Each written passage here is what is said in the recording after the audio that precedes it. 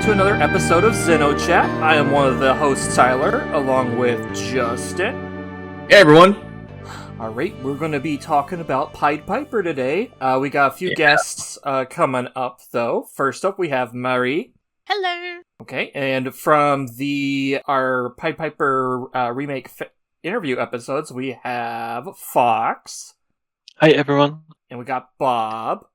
Hello. And we have Luxqaer in his first full episode since our anniversary episode. Hey guys, Luxqaer here. I am ready to talk about Pied Piper. I'm very excited. I got all my friends with me. and all that stuff. Awesome. Well, since it is your first full episode, and we have the tradition of asking new guests their Xeno backstory, would you like to go into that? Yeah, so my backstory, so I got into the Xeno series in 2014 when I was going through YouTube videos, and I just I was interested in Nintendo stuff at the time, and I came across a specific person's videos talking about Xenoblade Chronicles on the Wii, and I was very interested in that. I saw Shulk in Smash, and I was really excited to play more with him.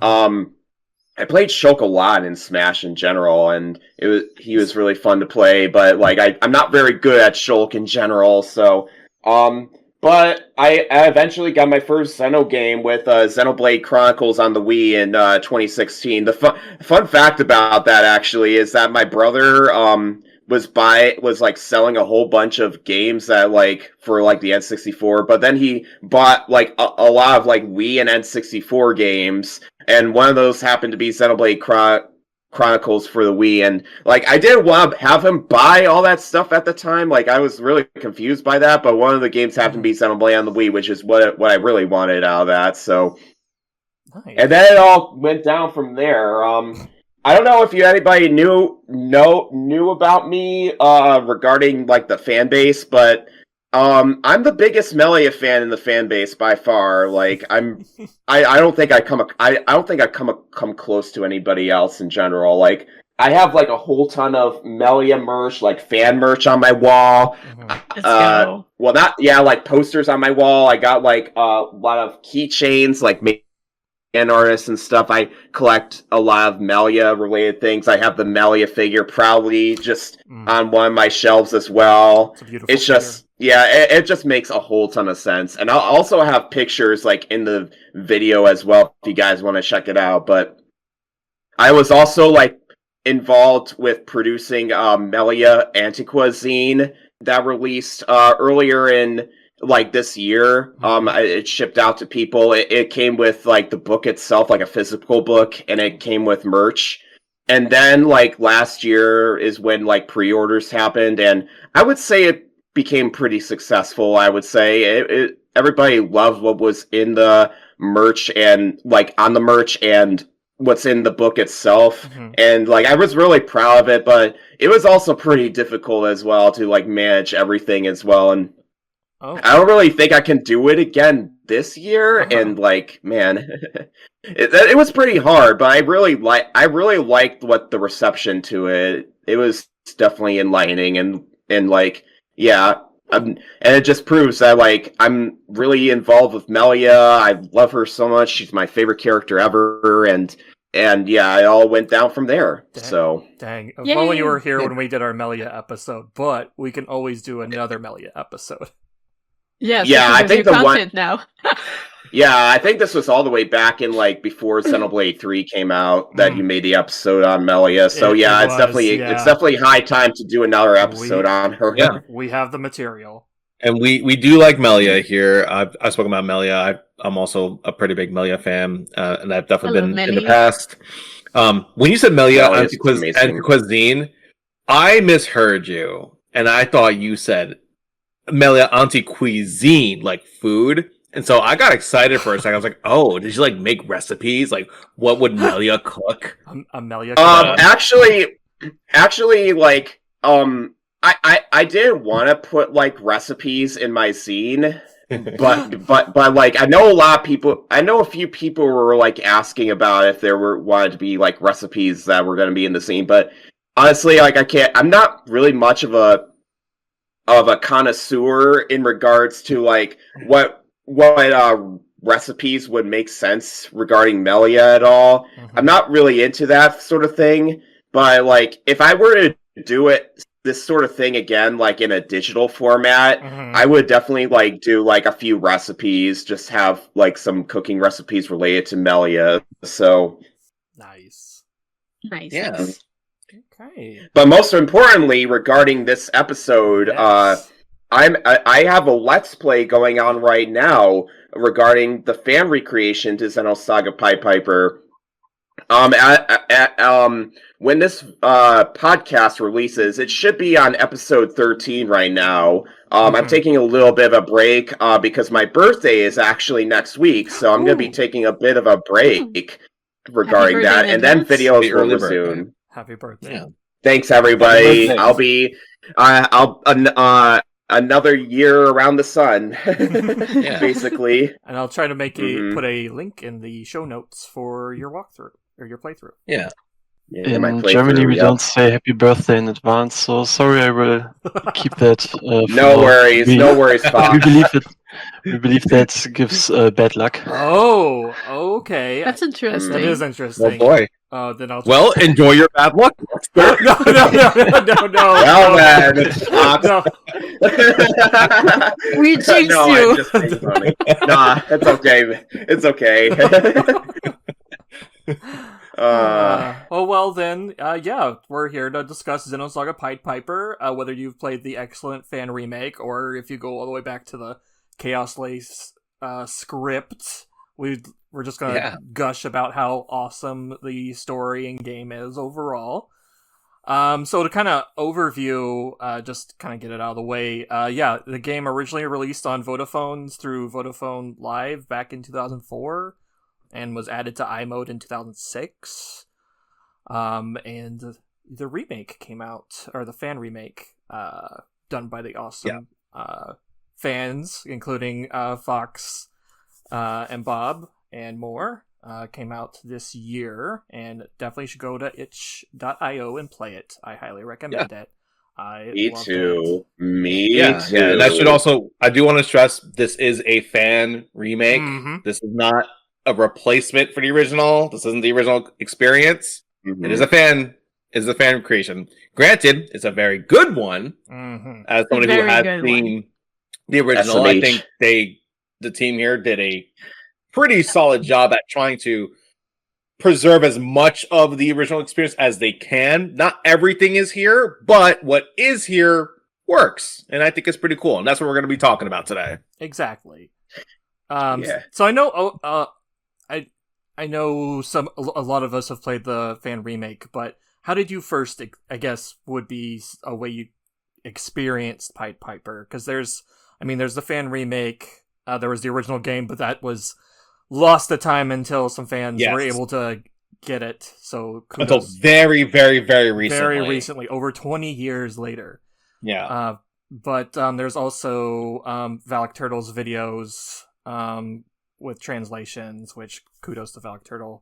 And then Marie, you reminded me earlier about Forrest's fan manga. I haven't read it, but I've seen Valkyrie talk about it. I've read it up to a certain point, but like the releases were pretty slow, and like I have bad focus, so like after a while I kind of forgot to come back. But I will say though, I did read the script back in the day. It's just like I was explaining before we started recording, I'm very visual, so for me, like reading a script is harder to remember the details because I don't have a visual that, I don't have a visual that goes out with it, so it's harder to remember all the details, and there's a lot of lore in Pied Piper, so it's like, I honestly forgot a lot of it. No, I agree. I did too. And now I played this remake, and I was like, oh yeah, some things are coming back to me. But other times I'm like, oh, this happened? I don't remember this. But yeah, too. Oh yeah. But, I mean, kudos to Chaoslace for actually making it experienceable. Yes, because for a long time, it was about the only way we could read the script and know what was going on in Pied Piper. Because exactly, right. There was not really any other way. Like, and you would play Xenosaga, and you'd just be like, "Oh wait, what is this about Ziggy that he's mentioning? What?" Like, you would get tidbits, but like they would not really explain. It was just like, I'm missing something, you know. Especially by the third episode, it was like, okay, I'm really missing context here. Yeah. It is kind of wild. It is kind of wild, like just how much is in Pied Piper that is important to the games, and Xenosaga 3 already like starts off with a time skip. So like when you start Xenosaga 3, the game expects you to read that big ass summary they got in that, I forgot what that mode is. They expect you to know about mode. Missing year and Pied Piper in the database. So, yeah, they got the database. That was the word I was looking for. Like, yeah, so like already you have to read a database before playing Xenosaga Episode 3. At least that's what's expected of you. And then you have this whole you're missing out on important context there. Yep, and then this mobile game didn't even come out outside of Japan, so yeah. We also like really... Missing Year thankfully had a translation posted on YouTube that is pretty easy to access, but yeah, Pied Piper was harder to get like a full, you know, visual and experience of it till like very recently. Yeah, it's just not immersive if you're just reading it, plain text from a website that's like like almost 20 years old at this point. So it's like it's just really hard to like get a visual of what's going on and where places are and stuff like that. And the fan recreation like really like makes makes you really visualize everything going into it. So no longer that you have to read from the small like windows that were on Chaoslace's website, or I think they were either on the Xenosaga wiki that shows like those really cropped out visuals of like what's going on in there. It's like really hard to make out because the resolution was so low. So it's like because it was for phones, so of course the resolution was pretty low. You can't really like see what was going on. On top of that, we never had until this year. We never had a direct feed of the gameplay at all. We only had these filmed footage, and even that was pretty recent. I think the full playthrough on YouTube just came out in, I think, 2016 or something. I'm not sure when exactly that was. I think it was 2018. That's Keiju's playthrough. 18, if I remember correctly. Yeah. I would have said the manga would have been by Forest. That would have been a pretty solid, pretty decent way to experience the story, but even that isn't fully out just yet. Forrest is still working, or still he just completed work on the last chapter, but hasn't released anything there yet. And the stuff that is out isn't even fully translated into English, so you can only read, I don't know, I think half the story, the first 1.5 chapters. I'm not sure. Something about that. The ones that were posted online by Valkyrie, that's all that was translated. So these are the ones I was reading. From what Val told me. So which that does remind me. I don't know if I put it in the show notes, but Forrest and Val, they have how do I word this? Forrest gave Val permission to like share the manga. Is that right? That is correct. Yes. Okay. I asked Forrest, and Forrest, it was a big misunderstanding. He actually said he was very glad to hear, or he was glad that there was another person who posted his art and did this kind of stuff because he didn't have time for that himself. And I'm not sure how exactly it happened, but when Valk asked Forrest for permission, I think his answer he thought it was cold, but in fact it wasn't meant. he didn't mean it as cold. He just didn't want to say too much. I'm not entirely sure, but I think for legal reasons he wasn't sure if he could come out and say, "Hey, sure, here, take this." So he said very little, and that came across as kind of cold for Valk. Yeah, right. It was a misunderstanding. Right. Okay, yeah. Okay, that's understandable. But I'm glad they got it worked out. Yeah. Yeah, glad everything worked well in the end, despite like the circumstances at the time. But I'm glad that Forrest was understanding about how we don't profit off of these things. Like we don't profit off of his work, and we want to make sure these become very accessible to people. It's mostly to make it accessible to fans, because otherwise we have no way of like consuming that content outside of Japan. Right. And even in Japan, I imagine it's hard now because these things are basically delisted. So yeah. Yeah. Though I mean, I understand like artists not wanting stuff shared by others, but I'm glad that this was worked out in this situation. Which is why the fan recreation is free, and you should all, if you haven't played it yet, you should download it right now. It's an amazing fan recreation, and Cyclone Fox and Bob and Forrest deserve so much credit for making this such a great freaking fan recreation. There, I said it. Forrest did such great art in the game too. I'm so glad you were able to get him to push it even further. Your plug on the game right now is our video version will have gameplay, because I am recording said gameplay right now. Thank you, Marie. Yeah, we're gonna plug the remake at least like 50 more times this episode. Yeah. We're gonna tell you guys why. We'll be telling you guys why this is a good game to play. In fact, I am playing it as we are speaking right now. I am towards the end of the game, actually. Will Justin finish the game before we finish our episode? Yeah, I wonder if that'll happen. Yeah, 3 hours left, right? Okay, so do we want to like give like an overview of the game, or how do you guys want to like start off? I think we could go if we have enough time for that. It would be great if we could go through it like chapter by chapter, or almost, if it's important, scene by scene or something like that. I have lots of notes written down on my end. Yeah. Me too. I thought so, Lux. Also, shout out to the 9th episode of Luxqaer's series he is running right now with the Let's Play of my game.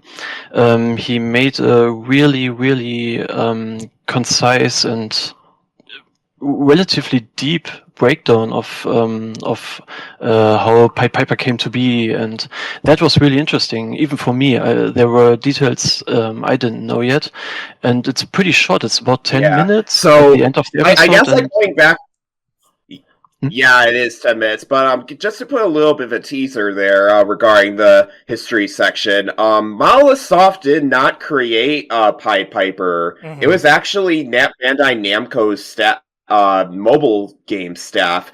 No, this has been a misconception since Pied Piper's release, but Monolith Soft actually worked on the scenario pieces regarding the game, and Tom Create also made the iMode version, which Tom Create, if you didn't know, they worked on the Xenosaga 1 and 2 DS game. Okay, I didn't know that. Yeah. All right, yeah. Huh.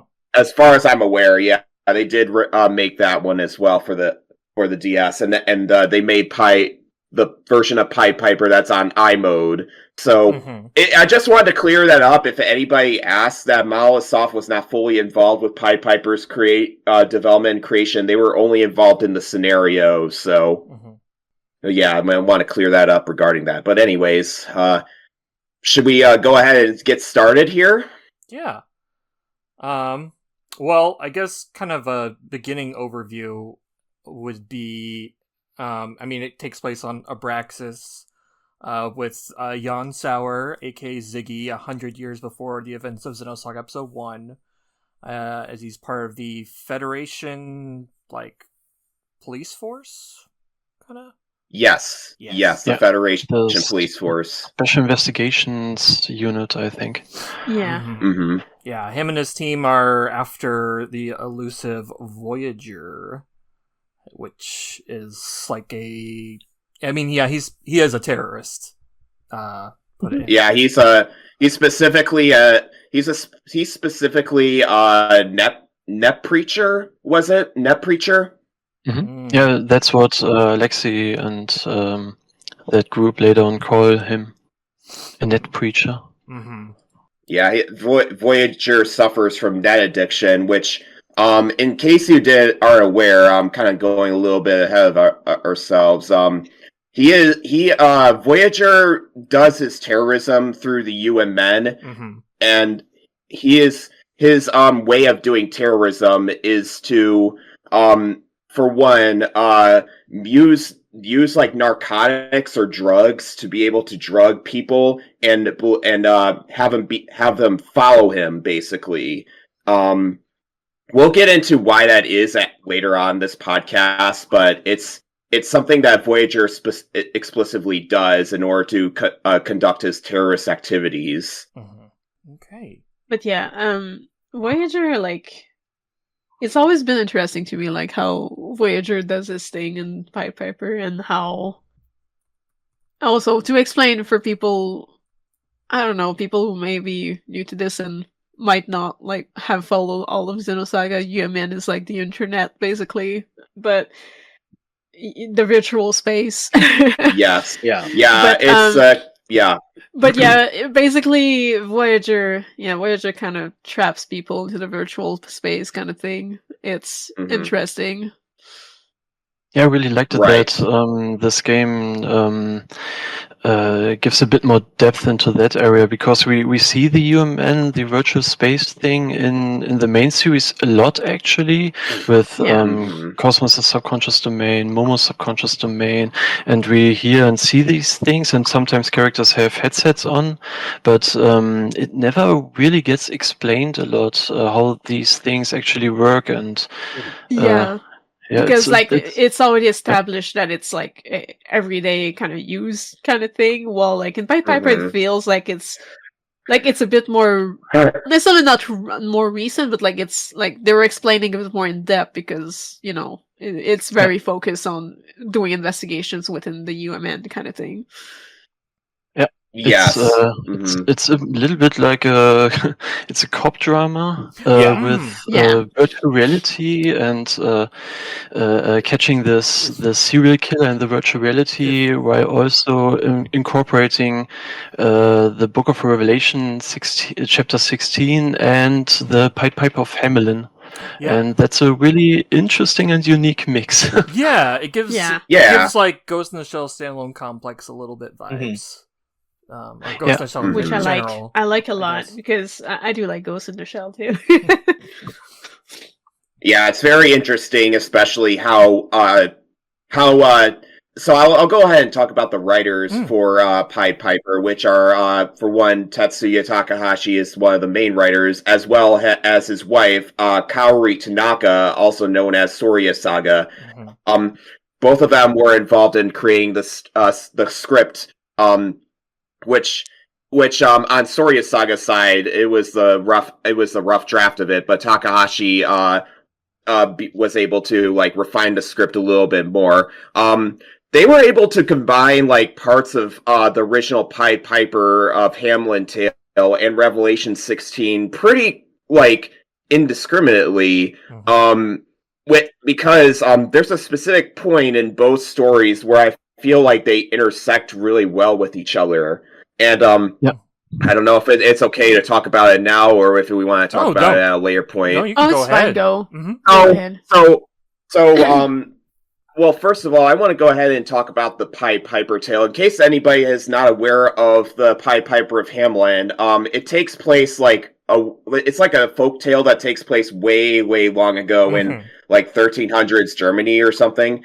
The whole point was to basically get rid the Black Plague that was infecting Hamelin at the time in Germany, and so they called upon this piper that had this magical power of being able to lure the rats that were carrying the plague and basically lure them away from the city, and in this story basically drown them in the river that's closest to Hamelin. And so the mayor basically convinced the Pied Piper to give like a whole ton of money in order for him to drown the rats. Mm-hmm. So the Pied Piper did that. He played on his magical flute, and he drowned these rats. And then when the Pied Piper came back to collect his payment, the mayor actually basically did not give that money back to him and only gave him a little bit of amount. And that frustrated the Pied Piper to the point where he would come back and enact his revenge. Mm-hmm. So the Pied Piper, a few days later, came back to Hamelin, specifically on the day. There's like a specific day that he came back. Let me actually. It was St. John and Paul's Day, which is June 26th in the 13th century. And so the adults were all in church at the time. The children were all I think they were also in the church, but they were also in the town as well. So the Pied Piper came back, and he began playing his pipe. And instead of luring the rats, he instead lured in the children of the town. And it was like 130 children, that it was what it said in the folktale. He lured all these children, and he lured them all into a mountain cave, which was meant to just never be seen again. The folktale's theming of it is like having as I put in my notes right here, the phrase ever since its conception has been used as a metaphor for someone attracting a following through charisma or false promises, which is meant to be like a way of if you rely too much on this person a whole lot, it will end up like being bad for you in the end. Mm-hmm. Is basically what the Pied Piper's folktale was all about. And that's Voyager in a nutshell. Voyager, yeah. Voyager is basically this person that lures everybody in, mm-hmm. drugs them, and recites Revelation 16, and that's how he's able to conduct these terrorist attacks. And so, going a scene later on in the game, which kind of reminds me of that what you just said with the church, because later. I'm talking about the pilgrimage meeting much later in the game, mm-hmm. Where it's kind of an inverse because, or maybe not an inverse actually. I was thinking about that scene yesterday as well, because right before the pilgrimage meeting happens and the Zohar does its thing and the people disappear, Voyager appears before Joaquin and Sharon and takes them away, and that kind of reminds me of what you just said there. Mm-hmm. Yeah, because it was all in this case Archon Cathedral, and then they were also the kids or the people of Hamelin were also in church at the time on this specific day. So which is also like the day talking about the pilgrimage meeting is what this day was supposed to be about, like an important day for the people of Zohar, basically. So going back to talking about Revelation 16 a little bit. So Revelation 16 talks about the seven vials that were poured onto the land from God. Voyager does so instead of Voyager using like a flute, like the Pied Piper does, he instead uses the narcotics, as well as having him recite the 16th book of Revelations as well throughout the story. Let me go through them really quick. So after a command of a loud voice from the temple, aka heaven, the first vial from one of God's angels after the 7 trumpets were sounded, pour their vial onto the earth. Men with the mark of the beast suddenly has a grotesque and painful sores. And then the second vial came out, which was poured onto the sea, and which then becomes blood when every living creature in the sea dies. So basically, every creature in the sea dies when the vial gets poured onto the sea. The third vial was poured into the river and springs of water, and they all became blood as well. Same thing with the sea. And then the angel in charge of the waters makes a speech in praise of God's justice or God's judgment, which echoed by a voice from the altar. Which that part right there is actually very important regarding like when characters in Xenosaga Pied Piper preach God's justice which is partially one of the parts that Voyager uses to conduct his terrorism at. So after the third vial has been shown off, the fourth vial comes out, which is poured onto the sun, which scorched the people around them who curse the name of God and do not repent. The fifth vial was poured onto the throne of the beast.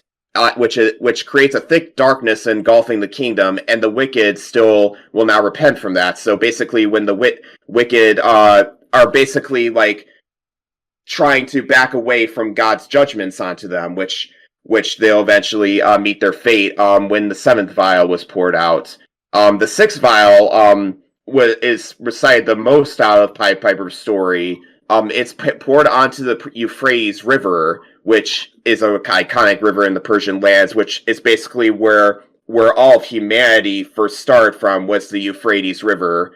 The water then dried up, so the kings of the east will cross through it, which will then conduct a war, which is the war regarding like where the four horsemen of the apocalypse come in, and then they cross this river, and then they basically destroy the wicked that are disobeying God's judgments here, which in this case is said to be Armageddon.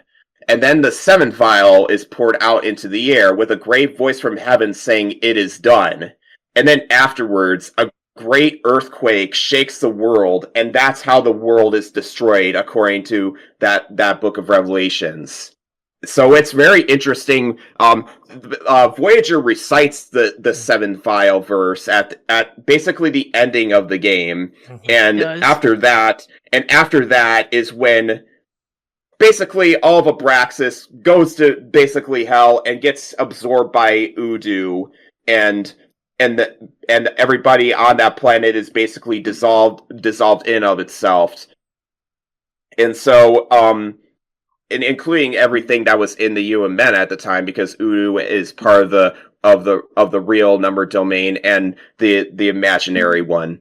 And so everything is absorbed by Udu in the end, which was created by a great earthquake. Now, I want to put this comparison here in this video, or in this podcast, because I have a theory as to like what happened with the children that was in the Pied Piper folktale, and regarding the seventh vial.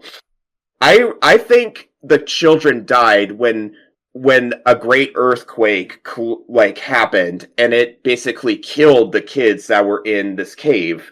And of course, it was said in the folktale that they became lost, but of course, they probably ended up dying in the cave because they were lost in the cave. However, knowing that this great earthquake happened was how these kids were able to meet their fate, because of the Pied Piper luring them in there. I know this is kind of like my speculation about what that could be, but it's a great way of Takahashi tying the Pied Piper story of what happened to the kids and how they became lost to how the last vial came in and it basically destroyed the Earth. It's basically a nice combination of those two stories in general. So, but yeah, I think I hope you guys have enjoyed that. Yes, thank you. Yeah, absolutely. Thank you for that. I think in the folktale, what happened to the kids at the end is left ambiguous on purpose. Ambiguously, they might. You can't really say if they were taken by him to the promised land, or if they died, or whatever happened to them.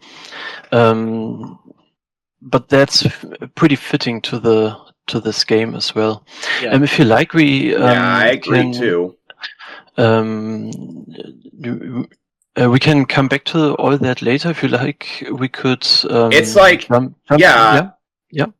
The whole point of the Pied Piper is like it's fun to speculate about what happened to the kids and stuff, and Pied Piper represents that really well, and like how Takahashi sort of like has a way of showing these connections between these two stories together, which is why his games that he scripts and makes is so interesting to a lot of people, is because of those things. Yeah. So. Yeah, I mean, you could also, for, like, the people... Well, I guess we're getting really ahead of ourselves with the Archon... What happens at the Archon Church, but you could... Because a lot of the people seem like they want Voyager to take them to this promised land, but also, of course, he's, like, drugged them, and it's not... It's not quite a promise. Yes. The promise that they were promised. Yeah, because they were drugged here, so... Yeah. We'll get it... Do we want to get into, like, the whole point of this whole drug problem that Archon, or that Braxis seems to be getting? Because it's definitely something that really interested me when I thought about it a little bit more over the past week. I'm pretty... Do you want to, like, maybe, like, wait until we get to that point, or do we want to talk about that now? I guess we could kind of... Oh, go on. Yeah, I actually wanted to maybe jump into what happened at the beginning of the game first, and then later come to the drug thing. Yeah. I think we come to the drugs pretty early on, actually, at the end of chapter 1. So the game starts with an opening scene before the first chapter that introduces us to the two characters of Sharon and Joaquin. Sharon is... we don't know that actually yet. Sharon is just a single mother, and Joaquin is her son. And Joaquin wants to try out this game in the UMN. Actually, before that, he asks her if he could have this new cyber dog that just came out that is so much better than those old models, and that should remind the player pretty early on of the little boy Ziggy sees in his flashback scene in Xenosaga episode 1, where he gets his name Ziggy with the scene with Momo. And if you're thinking of that, you're spot on, because that's actually the same boy. And pretty fast after that scene where he has this little conversation with his mom about prices, we can't afford that, and there's a little bit of a joke, and then he tries out this new trial version on the net for just a little bit, just for 30 minutes, and there shouldn't be any other let's say player or account online with him in the UMN there. But we see a white cloaked figure in the background and this is how we come to Revelation 16. He recites a verse out of Revelation 16. And I wanted to say something that I find very interesting about that. The first thing is the version of Revelation 16 we have in Xenosaga Pied Piper isn't a very new or current translation of Revelation 16. It's the one that Chaoslace used in his translation, and I took that over. Was from, let me check, it's a very old translation. It's the King James version from 1611, and I think that the reason why Chaoslace did that is because the original translation that is in the Japanese script was also a very old version of the Bible, and not a current one, and that's something Xenosaga likes to do a lot. I think the most striking thing where you can see that from is that in the quotes it doesn't talk about the first, second, third, and so on bolts, but it talks about vials, and that word hasn't been used in any translation since the King James version. Interesting. Yeah. And the other thing I found interesting, another interesting little detail, and that is a foreshadowing for what happens later on with Joaquin, is that he doesn't recite the beginning or the first verse of Revelation 16, but he actually recites a later quote from the sixth angel, I think. The sixth angel. He doesn't say sixth angel, but it is it is line 12, I think. Line 12 of Revelation 16. The rest of the game goes through Revelation 16 in order, chronologically. And this is the only one that is where one line is taken much earlier. I guess it could be which is foreshadowing for later, maybe? Or yeah, exactly. That's what I want to say. We are already in full spoiler mode here, so I can just say it. It's a foreshadowing that Joaquin will be his sixth his sixth I forgot the victim. His sixth victim. Victim, yeah, the victim number 6. Yeah, exactly. Mm-hmm. Well, it's interesting. I didn't even put that together until just now. Huh. That's really interesting.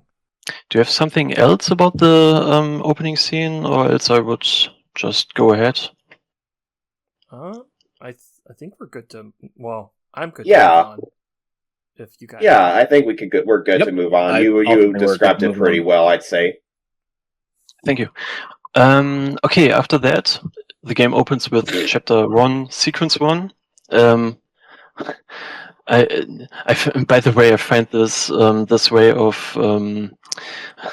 saying the chapters sometimes very it's I forgot the word again. Awkward. Yeah, awkward. Yeah, exactly. So sometimes I say third chapter, but I actually mean the end of the game, and it's always chapter 1, sequence 1, chapter 1, sequence 2, etc. That's a little awkward, yeah. Okay, gotcha. When the game originally came out, did it release in chapters, or was it by sequence? Yeah. Or like, it was chapter 1 and it had like the multiple sequences within that chapter? Is that... Yeah, I think it was always just one sequence, but maybe Luxqaer, you know it better. I'm not sure. Yeah. So chapter 1 was released in 2 parts. They were both sold. Each chapter was sold separately. There was sequence 1 and then sequence 2 that each chapter would be in. Okay. Yeah. That's interesting. Thank you. Yeah. And if you notice, I don't know if we're allowed to talk about the dumps that came out recently, but the dumps also have them split into the different individual releases as well. Okay, cool. Thank you. Yeah. Yeah, it's 6 individual files that the games came in, so in total. So it's useful if you want to skip to a later part, you could just load one of the later releases. Yeah, that's actually true. I noticed that when I played a little bit of the game and wanted to jump ahead, I could just start a later executable there. I'm also wondering if each sequence was one purchase, or if when you purchased the first chapter, you also got 2 sequences, or just one. Yeah, each chapter was a separate purchase, so not the sequences. You get 2 sequences per payment, basically. Okay. Do you happen to know how much? 1, 2, 3. Luxqaer, do you happen to know how much they originally retail for? I said it in my history video. Let me go ahead and say cut to that. Yeah, it's one of those things where I feel like I've seen it before, but I cannot think of it right now. And in your video, you said 525 yen, which was at that time in 2004 about $3.65.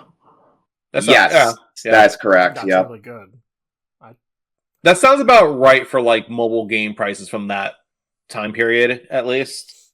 And I also imagine that like part of the reason why these were split up was likely due to just data transfer limitations at that time too. That's basically it. Like, if this was all contained into one game, it would not fit on like any of the mobile phones. It would be it would take way too much of the storage space on there. So, just for one game. Okay, continuing with the story, this next scene is I think it's it feels like the longest conversation in all of the game, and it's very irritating for new players because they just don't stop talking. There's so much information dump at that point.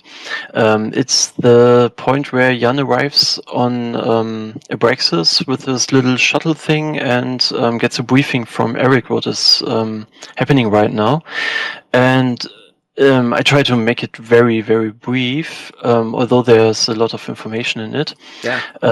There's this leader of the Archon district called Donald Marquand. I can't pronounce it.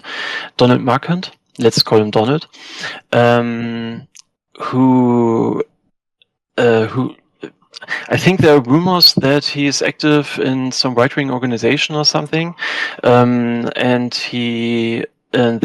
they talk about how he got his political uprising thanks to the Tucker sect, and now he's trying with a meeting between between the Tucker sect and people of the pilgrimage meeting to gain more public approval, but the unthinkable happened, and these goodwill ambassadors got kidnapped.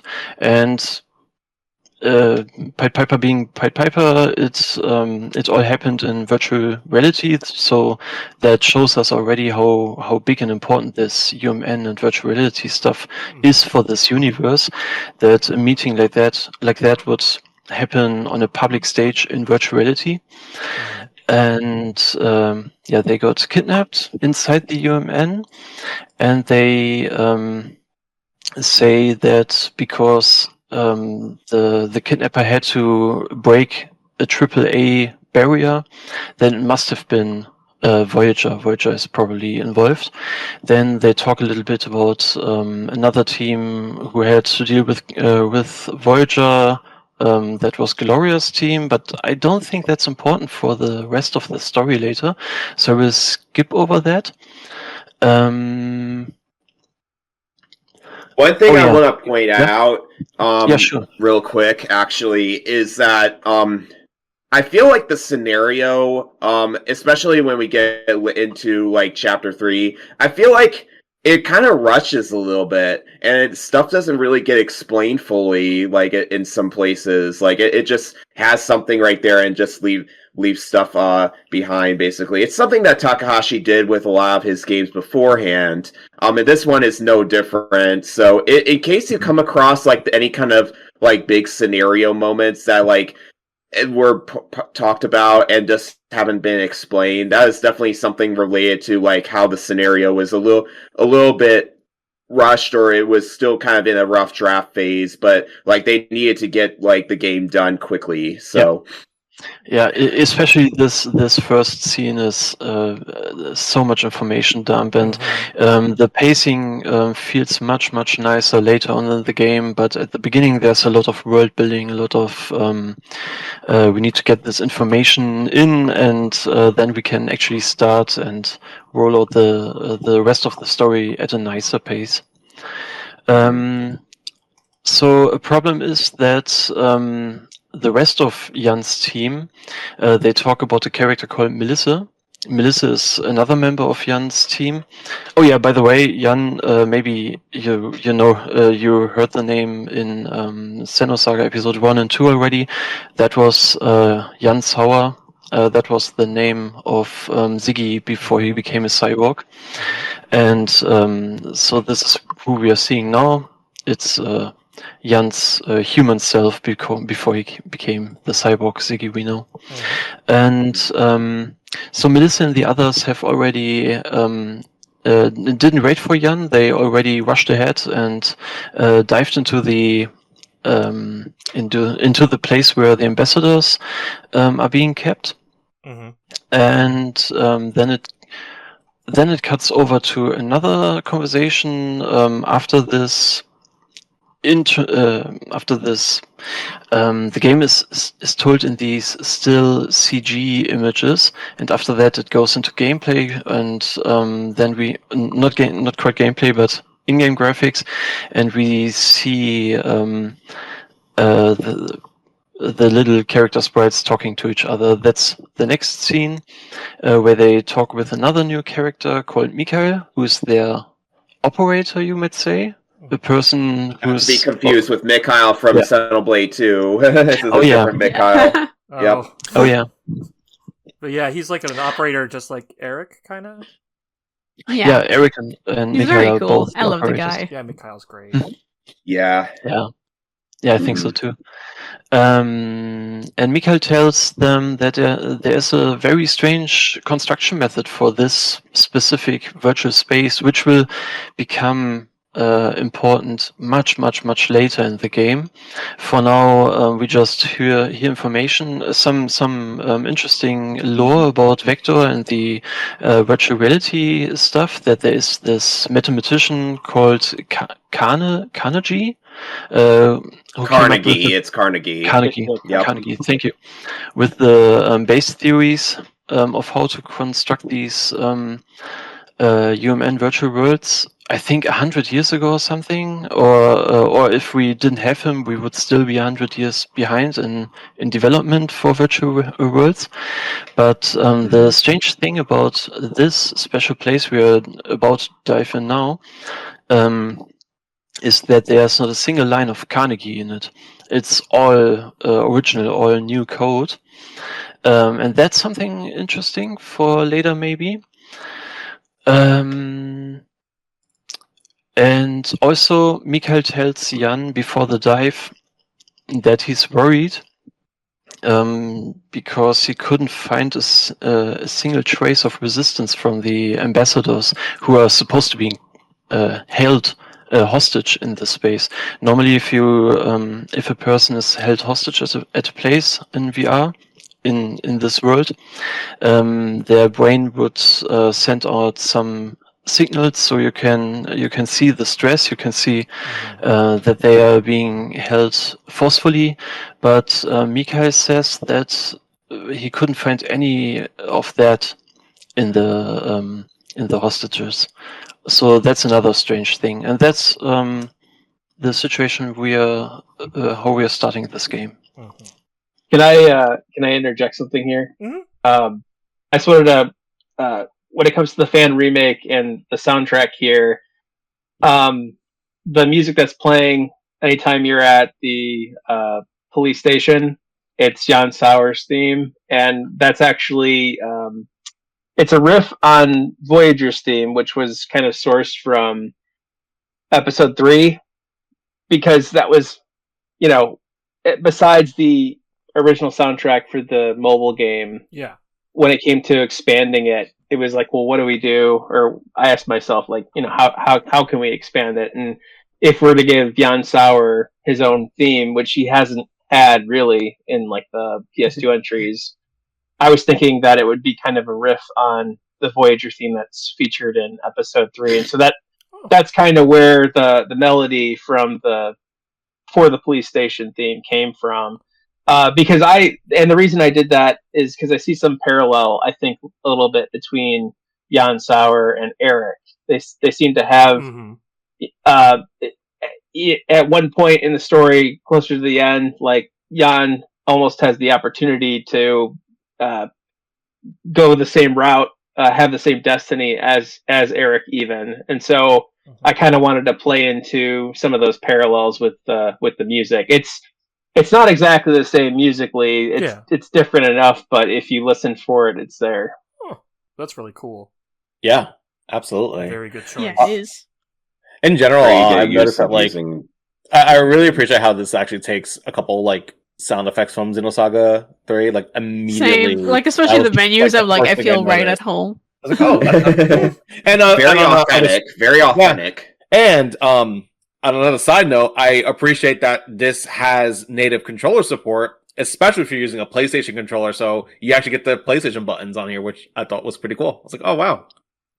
Mm-hmm. Yeah, I did my best. I don't want to go too much into game development for this episode, but I did my best to find ways because there isn't there isn't a native way to do this, but it is possible to make some strange code to try and guess what type of controller you have, or yeah. So I did my best to recognize if you're playing with the PlayStation controller and I'm playing with a PlayStation controller, but I use DS4 because usually apps are dumb about it. But maybe I should try it later without DS4. I am using a DualShock 4 as I'm playing it. I actually have not tried the Nintendo Switch controllers, but my DualShock 4 works perfectly fine in this. For me, I use. Won't work. However, if you're starting the game through Steam or another how they called these X-input controller programs, if you're using something like that, the computer, the game just thinks you're using an Xbox controller. Yeah, that's why I often use DS4. Yeah. Yeah, but for if you still want to use PlayStation icons, you can just switch that in the menu. As for me, I use the Xbox controller because you know if you use a Xbox controller on a Windows PC, it just freaking works all the time. Except if you're using it wirelessly, the batteries in them just die too quickly. So it's just I played basically all of Pied Piper using a wired Xbox controller, and it worked pretty much perfecitly. Yeah. I tend to be very biased toward the PlayStation controller because it's more comfortable for me, but like it is a pain to set up. But once you have DS4 set up, it works with pretty much everything. Some games needs a bit of tweaking, but then it works. I played on the Steam Deck through the web browser. That's how I played it. Which is also perfectly fine too, you know? It's very comfortable. Well, as it was originally a mobile game, it was very nice playing it in a kind of mobile format. But anyway. And one more thing before we get back on topic. Has anybody... I'm curious about this. Did anybody try to play this on their phone? Nope. I didn't, but I did talk about in my Let's Play about like the touch functionality of like the control scheme, and like it's very interesting how you incorporated touch controls in there, Fox. Like you literally touch a square and that's where you would move to. So I thought it was interesting and the pathfinding with that, but that's why I wanted to mention that real quick. I can't take credit for that because that's something RPG Maker MZ comes with automatically. But I always made sure if I added new features like the skill trees, for example, that or skipping or the function to skip cutscenes or new menus and stuff like that, that all still worked with touch controls. Nice. Right. Okay, we can get back now. See what we meant about rambling. Okay, moving on with the story, we have a little bit of a character switch. When we enter the virtual reality, we switch over to Melissa and the rest of the team. And let me see, inside the cathedral, we get to learn the three characters. First of all, Melissa. She's just a human person. It's nice. She gives us a broad overview how old she and Jan is at the beginning, because she says that 7 years ago Jan was 23 years old, just like she is now. So we know, okay, she's 23, Jan is 30 by now. And she says that because he got promoted to captain at that point, and she wants she wants to be captain too.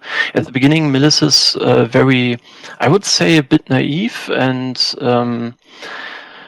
she has some character progression through the story. Yeah, she starts out kind of like immature, honestly, which is I feel like is a great way to introduce her character as an immature, developing in the police force and wanting to become captain. So it's a great way to start off her character with. So at this point, I would also like to add that Forrest sees Melis actually as the main character of Pied Piper, not Jan. Even though there are more scenes with Jan, and there's later on this romance arc with Jan and Sharon, but for him, Melis is actually the one who really has a character arc and is the main protagonist. I feel like both do, in a sense. I feel like both are kind of main character in their own way. Like, it's a bit like how... You know, like how Xenosaga 2 had a bit of like, oh, this is like clearly the episode where they're like really focusing on URTVs and Junior. Oh, it's like, but also had a lot of big moments with Shion too. So I felt like Xenosaga 2, like both of them were the main like focus a lot. But like in this game, I feel it's the same. It's like it's both Ziggy or Jan and like Melissa, because Melissa also has a big part in the lore of like how, you know, she later becomes part of another association. I'll leave it at that for now.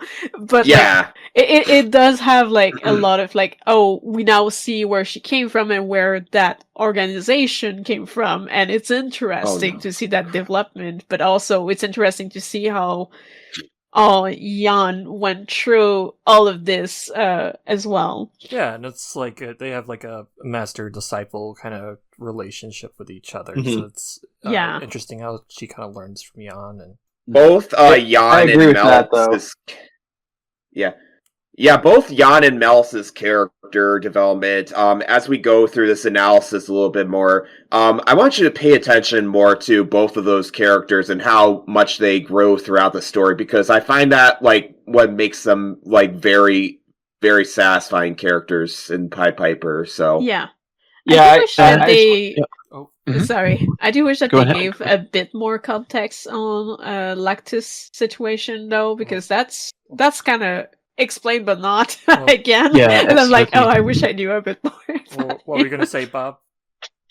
I just wanted to echo. I feel the same way as Forrest. I do feel like overall Pied Piper's story. I think Melise is like the main character. I mean, for me, the moment that really solidified that was the epilogue, and it just like really kind of underlined the fact that this was like really her arc here. Like, you know, she was kind of the central figure in the journey overall in my mind. But there's some parallels, I think, to Xenogears here, where in some ways like that story is almost Bart's story. Like, he's almost like the character that has the biggest arc in that game. I mean, it's the same kind of thing where like, well, Faye has like a huge arc as well, but I feel like Bart's almost like this, maybe a little bit more of like the main character, but you don't meet him right away. And similar to Pied Piper, you don't meet Melise until Jan actually dives into the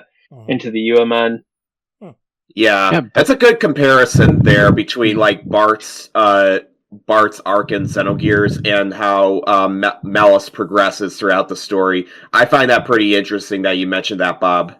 But you could also say that you start gameplay, the actual battle gameplay with Melise, and with the last scene in the epilogue later, we will come to this later.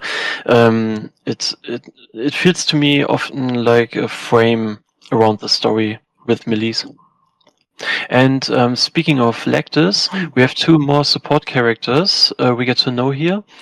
First one is Lactus, who is a Aurelian. Maybe, or I didn't pick up on that right away until I made this game and we wrote the story. We wrote the script. He's a Aurelian, and he's a very...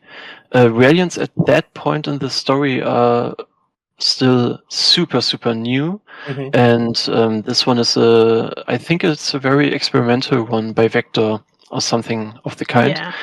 And then there's also Bugs, who is a support robot made by Murdoch Heavy Industry, which won't be important until much later in the story as well. It's important to note regarding Bugs that it's very close because Eric was its sole caretaker and uses it to disperse his armament as well as do maintenance on Bugs at points in the game.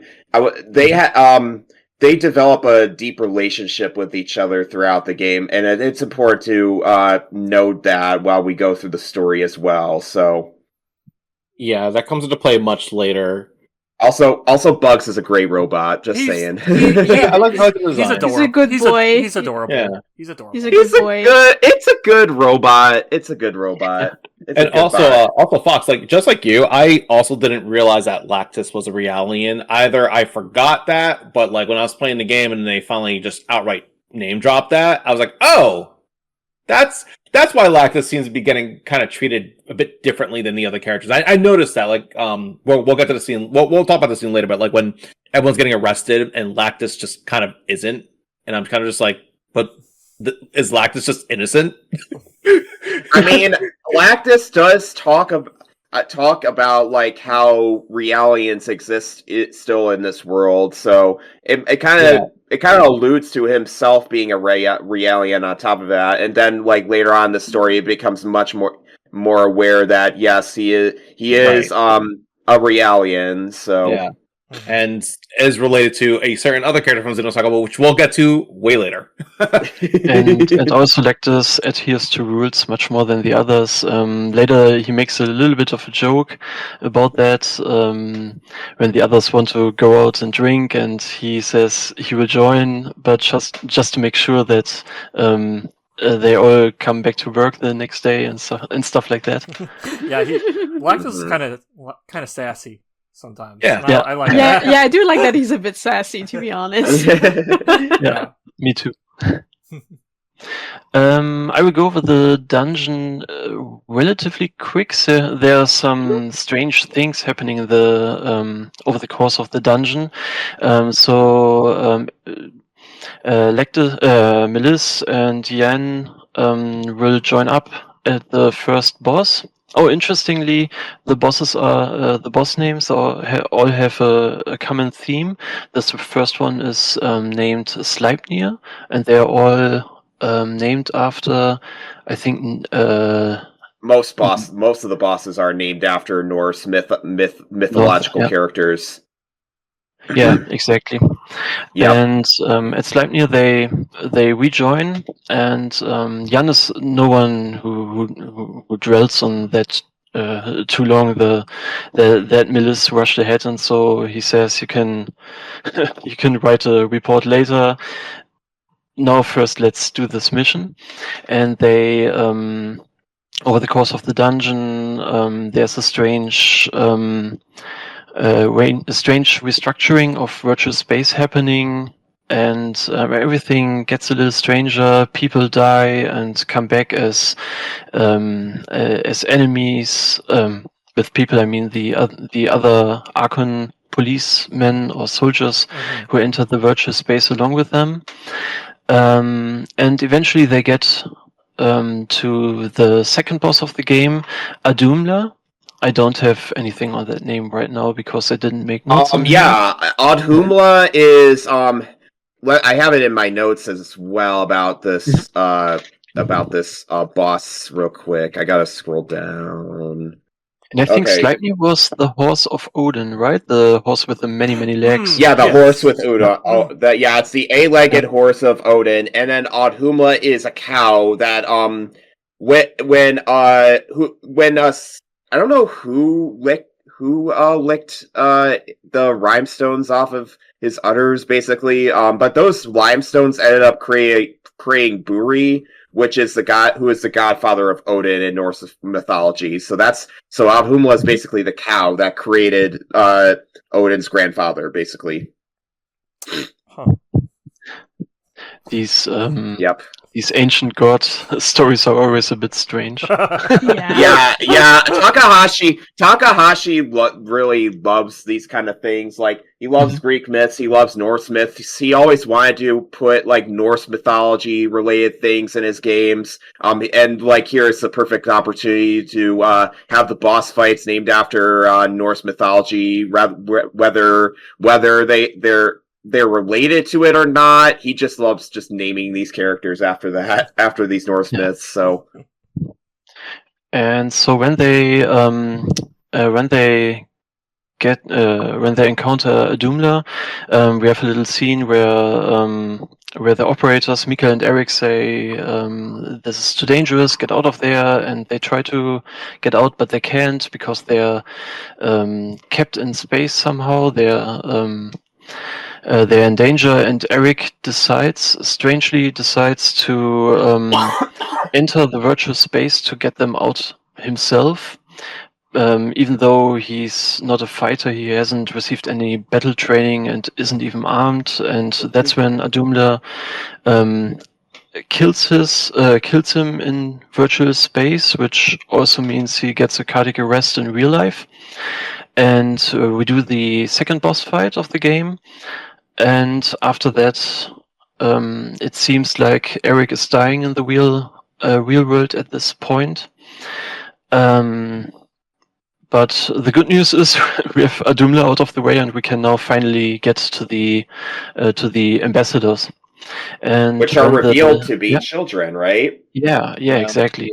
Very important regarding the Pied Piper folktale, where Voyager was luring children at first. So. Yeah, but with the ambassadors, with these ambassador children, is a character named Ingrid, a woman, who has this self-destruct button with her, I think, this self-destruct thing, which means she basically has a bomb on her.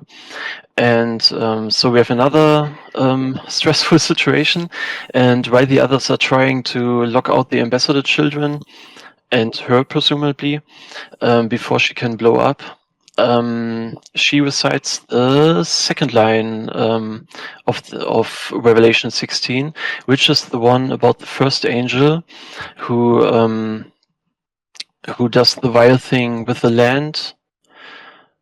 And for some reason in my notes here, I have Mark of the Beast written there, but I thought Mark of the Beast... Okay, it has something to do with the Mark of the Beast, but that is the vial that is poured on the land.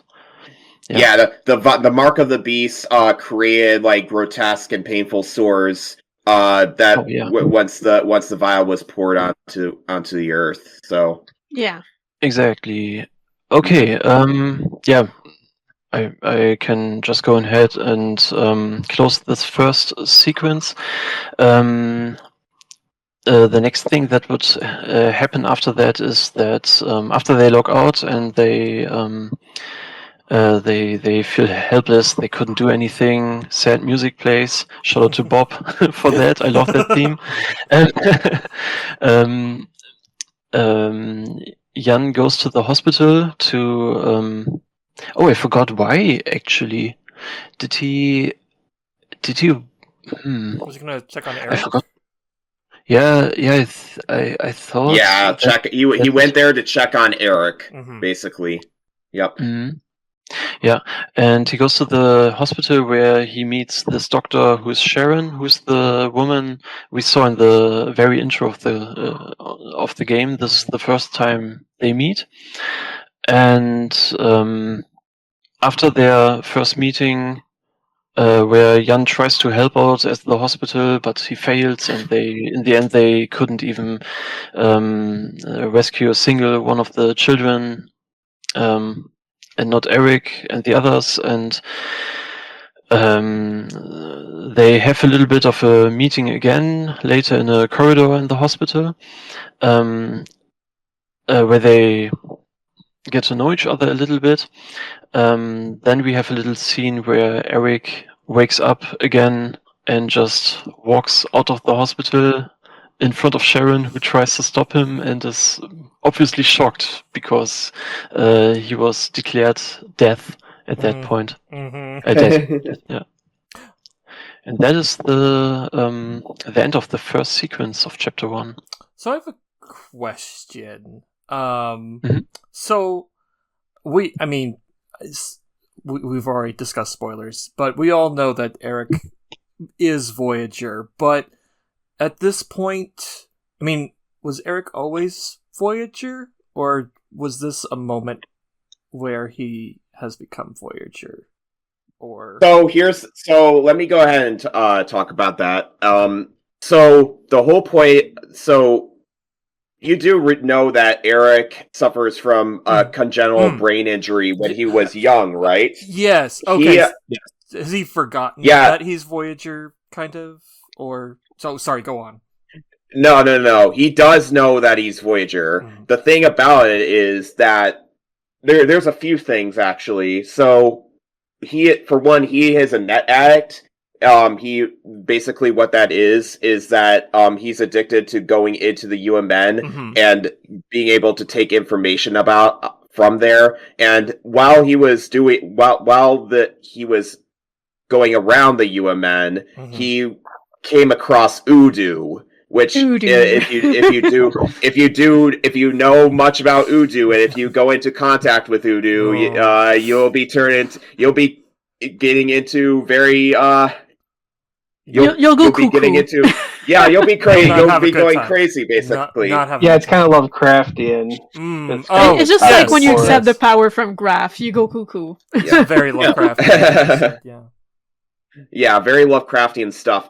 So when he made contact with Udo, he basically got this contract with Udo to be able to carry out these terrorist attacks, and this is what happens when he became much older, is that he was able to carry out these terrorist attacks afterwards. When the first Voyager, aka Dmitry Yuriev, stopped doing these things after he broke his own contract with Udo. So the second contract with Udo is when Eric comes into play and is able to carry out these mass terrorist threats, basically.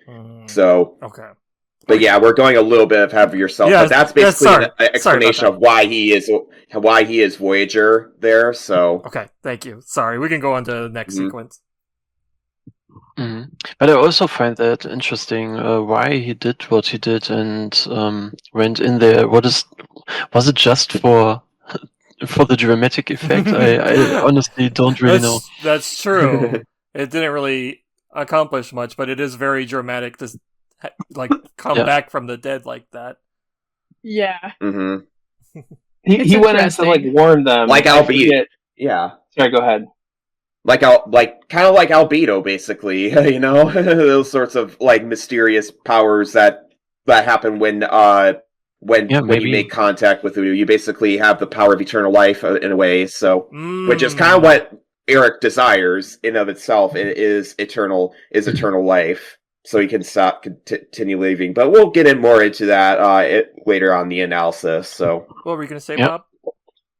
Actually, I'm going to say something different. It wasn't anything.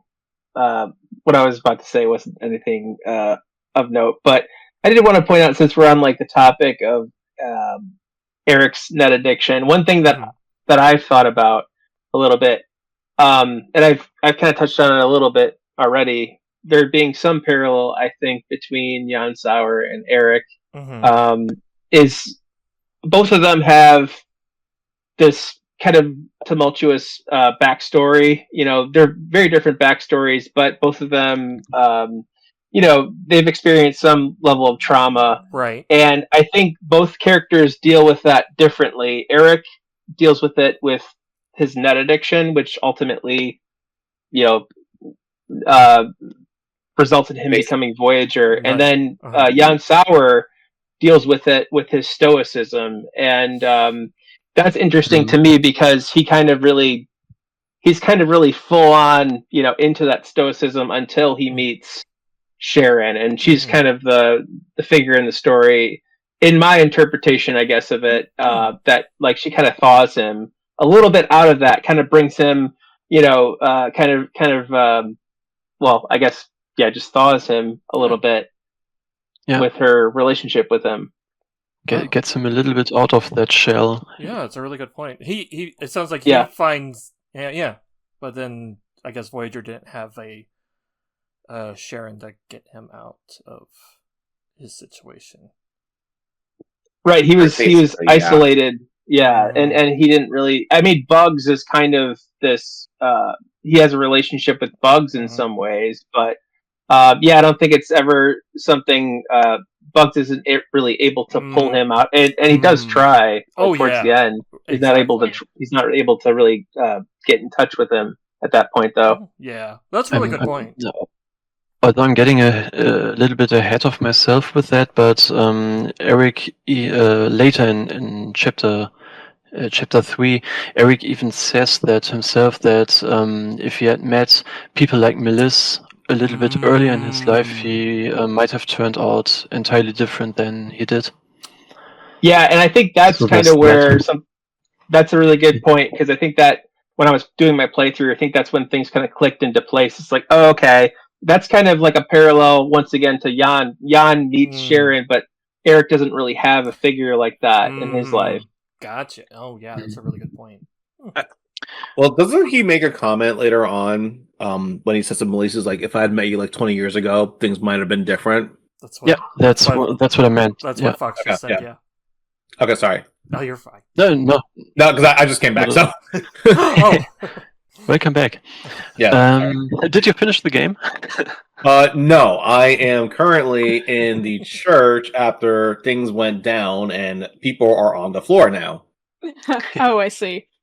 At the pace we're having right now, it's a question if we get there today. Yeah, we might want to. Let's see. I guess we can speed up a little bit. Yeah, I try. No, I mean, no pressure, sorry. Okay, the second sequence starts with Eric coming back to the station, and the others are obviously happy about that. And there's also he has a little bit of a seizure and is still fatigued, but he says it's nothing like your typical Xeno protagonist. It's nothing, and he's also. He's also using some strange ampule that is maybe a reference to the drug thing Luxqaer was talking about earlier. And after that, I'm skipping this training stuff. After that, because I think that's not important for the story at all. Yeah, it's not. No. Yeah, after that we are meeting Sharon again, who's coming to the station, and at that point where they're talking about Eric and whatnot, Melissa comes in and says that there's a new mission. They have to go to the Draper division of Jacob Medical, which is it's an artificial placenta facility, I think, because that's another element of this sci-fi world. We are in a world where genetically imprinted humans are currently legal, and they are much better than normal humans, and they get placed into important political positions and stuff like that. And this is one of these facilities where these genetically imprinted humans come from. And so we head up to Jacob Medical. Sorry, go ahead. So about Jacob Medical Facility, like, I don't know if you guys have this feeling when you are going inside of it, but it kind of reminds me of like going through like one of those old school adventure games where you could just walk around a hospital and just inspect those sorts of things. Like, I kind of like how it was designed as like a way of inspecting these computers, picking up a key and then using it to open doors and stuff. It kind of reminds me of like those old school adventure games in a way. It's not like any other like dungeon that you would come across in the game in general. Like, there's no enemies in there until like you go into the UMN, and go into the later parts of the Jacob medical imprinting plant. And I always found that really interesting that like they chose that kind of design to break away from like the enemies there. So, but yeah. Well, do you know if that was the same in the original game? I don't. Yeah, remember it was the same. It was the same way in the original game. There were no enemies in that. No random encounters there. Okay. Yep, in the medical imprinting place. All right. That's cool. Yeah, it would have been irritating to have random encounters at that point. I forgot to mention, Sharon also had a little scene at the church before that, where we learn that she has something to do with some kind of church. Important for later. And I have said that. But when we go to Jacob Medical, we will learn very fast that the fetuses which we were supposed to protect are all already dead, and there's Revelation 16 line 3 written on their chests, which was also on a monitor a little bit before that, which is the quote of the second angel who poured his vial on the sea, which then turned into blood of a dead man, and just like Luxqaer said earlier. So the mission switches a little bit. Instead of rescuing the fetuses, it's now about trying to trap and capture Voyager now, which is why we are heading into the virtual space again, where we don't find Voyager, but we encounter the third boss, which is called Balder. I think Balder is also had something to do. Is also from Norse mythology. I think he's the youngest of Odin's kids, and he has something to do with the land or the far. Was it the far land? I think so. It was something like that. He's one of Odin's sons, and he was also like the brightest one, meaning that like he's also like the smartest one out of Odin's kids. Is what I've been gathering. There's really not, like I said, not much to glean from these Norse myths and why the bosses are called that. They're just kind of throw the names on there and not really some. I also, gotcha. I also like to mention, I in a previous episode of Xenochat where it was just Fox talking about the development side of things. He mentioned something about a bug or something related to the Balder fight where you can't like just go into it multiple times. It was because of like this alarm that was causing issues, like this alarm sound effect that was causing issues, and it would make the game crash. I actually I feel like that alarm is interesting because it's just this alarm that just goes in and out. It doesn't have an echo sound effect. Was that what was supposed to be, Fox? Was it supposed to the alarm supposed to echo or something? No, I don't think so. It was just supposed to be some beeping. I think the crashes you had during game development at that point were because I was pre-caching a lot of image data really fast at that point, and that made the game crash sometimes. At least the web version for you.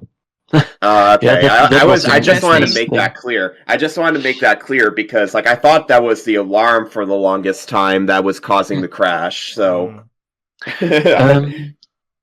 I will wrap up the sequence here really fast, and then we can talk about something a little bit earlier on.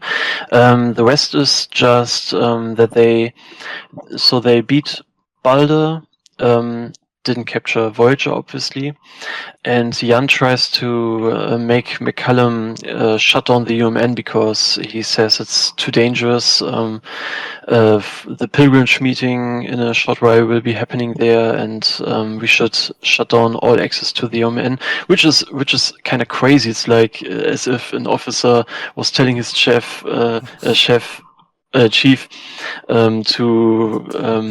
shut down all the internet. Something like that, which you obviously can't do because it's such an important lifeline. No internet for nobody anymore. But McCallum at least says that he can increase the force, which is assigned on this case, and he has this tip for the next chapter, for chapter 2, that they are going to this party of the Taurus Foundation, which is also happening in the virtual reality. But before that, I wanted to briefly go back to something Lactus was talking about at Jacob Medical, which is the about the Salvators, or how we know them in Xenoblade, the Savior Rites, the Salvators, which is Dmitry Yuryev's group of genetically engineered people. Mm-hmm. I found that very interesting. Salvatore faction. Yeah, the Salvatore faction was first mentioned in Pied Piper. It's like the first time they were mentioned. Basically, the reason why Pied Piper is so important to know more about the lore of the Xeno series is that it introduces these terms that like the pilgrimage, the immigrant fleet, and the pilgrimage meeting, and now the Salvatore faction. Yeah. So the Federation as well is spoken about. Yeah, the Federation was talked about a little bit about in episode 1, but it wasn't really like known about like what their purpose is or if they have any rivalries with each other. So yeah, especially this conflict between the Federation and the immigrant fleet. I think it feels more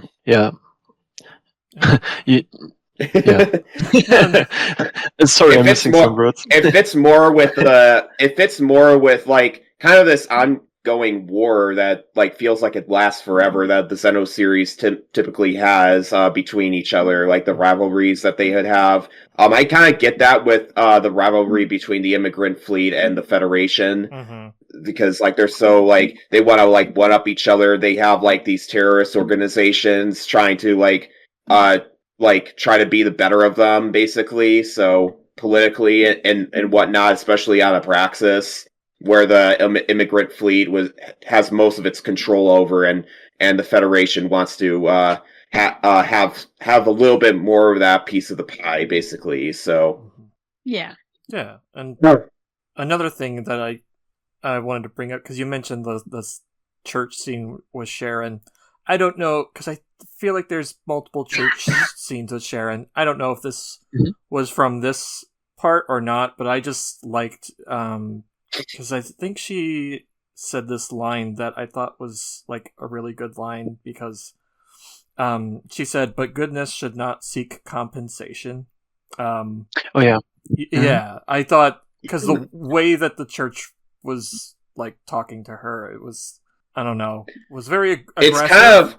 It was very much like, give us stuff and whatever, like trying to, It's kind of what Sharon said reminds me a little bit like of the Gnostic traditions, basically, of how like if you have more power, you have to know more power within yourself, and that basically makes you have more gnosis within you, basically. So it's kind of like it reminds me of like the Gnostic traditions in a way. What she's saying there sounds like the will to power. The will to power. One episode later. Yeah, I really like that line. Yeah, what the priest said there sounded really strange for some reason. He was talking about some contract or something. Yeah. Yeah, it makes this church seem very ominous. Yeah, very, very sketchy. Yeah. Yeah, as most religious portions of the Xeno series typically have. Okay, let me go over to the second chapter real quick. So we skip ahead a little and get to the scene on the ship, the party of the Taurus Foundation on the ship, and the current patriarch Julius is on the stage and talking about peaceful coexistence between immigrant fleet and the Federation, and he is all for a divided Abraxan government and all that. I always found it strange how skeptic everyone is very skeptic about all that, even though it sounds very, very nice, very, very positive. That's also what the main characters are talking about. And skipping ahead a little, we meet Sharon on the ship. Who says who brings up a very important or vital clue for the Voyager case, because she says that a common denominator among all these all of Voyager's victims is that they are all Abraxian children. Because the children in the Draper facility, they were all natural born Abraxian, I think, or not natural born, but they were all from Abraxian parents, I think. So that's one important thing, and soon after that, the head of the Taurus Foundation gets attacked on the party, and she's named Irene Taurus. Exactly, and why she has this outcry thing, she's being attacked and seems to be controlled. She quotes Revelation 16, line 4, which is about the third angel who pours the vial on the springs. It has something to do with judgment and such. Yep, so like I mentioned earlier about that. Yep. Yeah, exactly. So that's the point where we can go into where we have to go into the next dungeon, where we try to trap the hacker, who we hope is Voyager.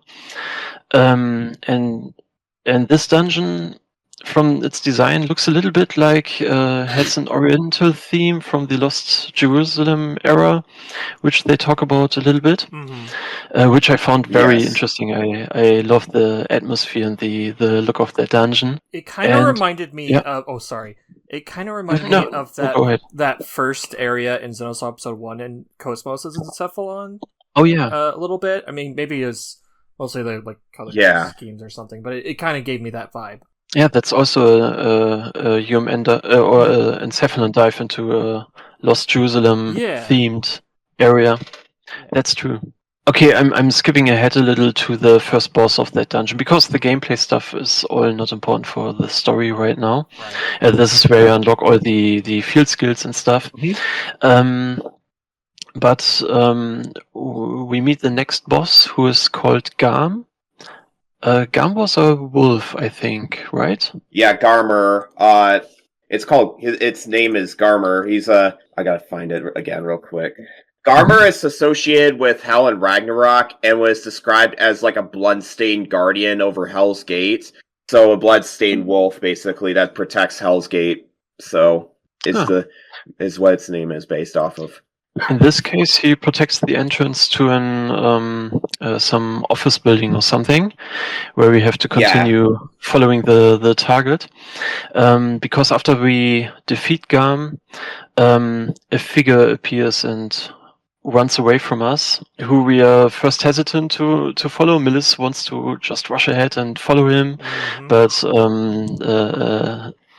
Jan is more cautious and is firstly contacting Mikhail, but Mikhail says that on their end there's also much development happening right now, because they were able to capture, or is it right to say capture? Because they got to the room of that attacker, who is actually Klaus Taurus, who's the son of Irene Taurus, not to be confused with a certain other Klaus. Yeah, not to be confused with Klaus from Xenoblade, right?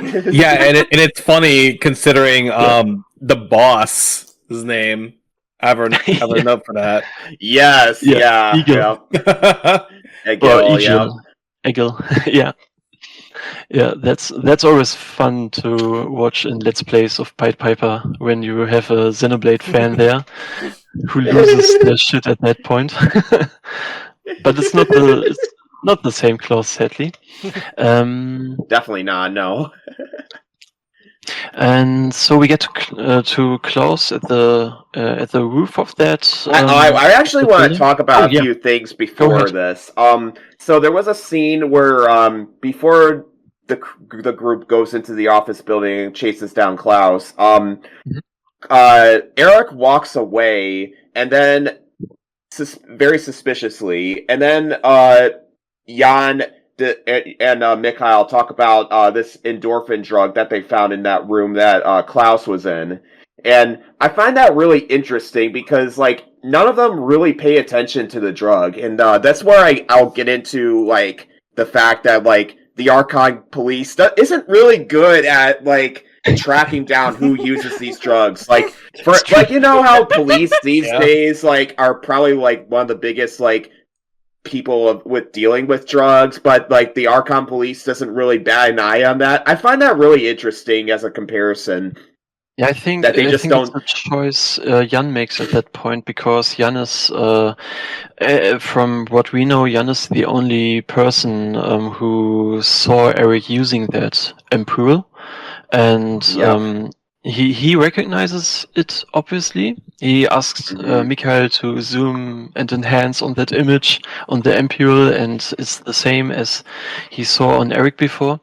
But I think my guess there is that Jan tries to protect Eric and really trusts him, and I think maybe he would.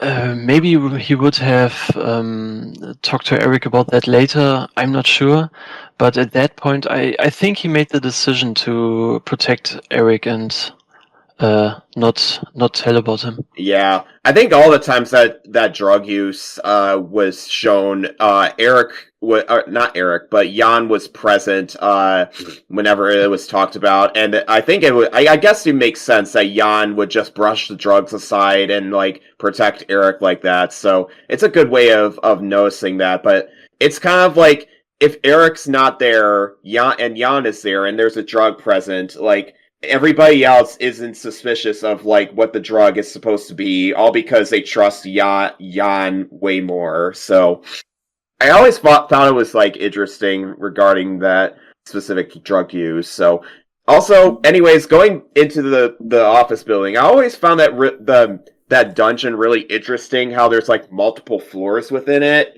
like and there's like traps all around, like.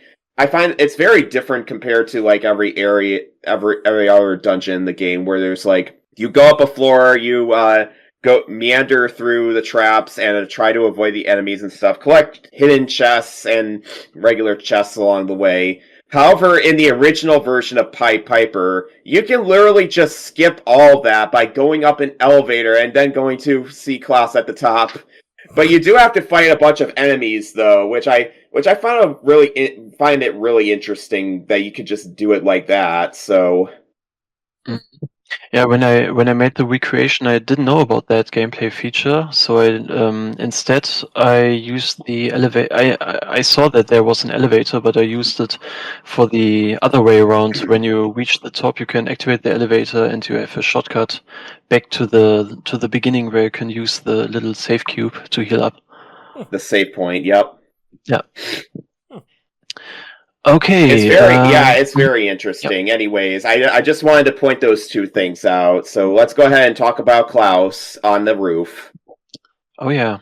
So we confront Klaus, and he is all crazy. We see him in person for the first time, and he's talking about the Promised Land, which, by the way, is a reference to the name Canaan, because Canaan is the Promised Land, as we know.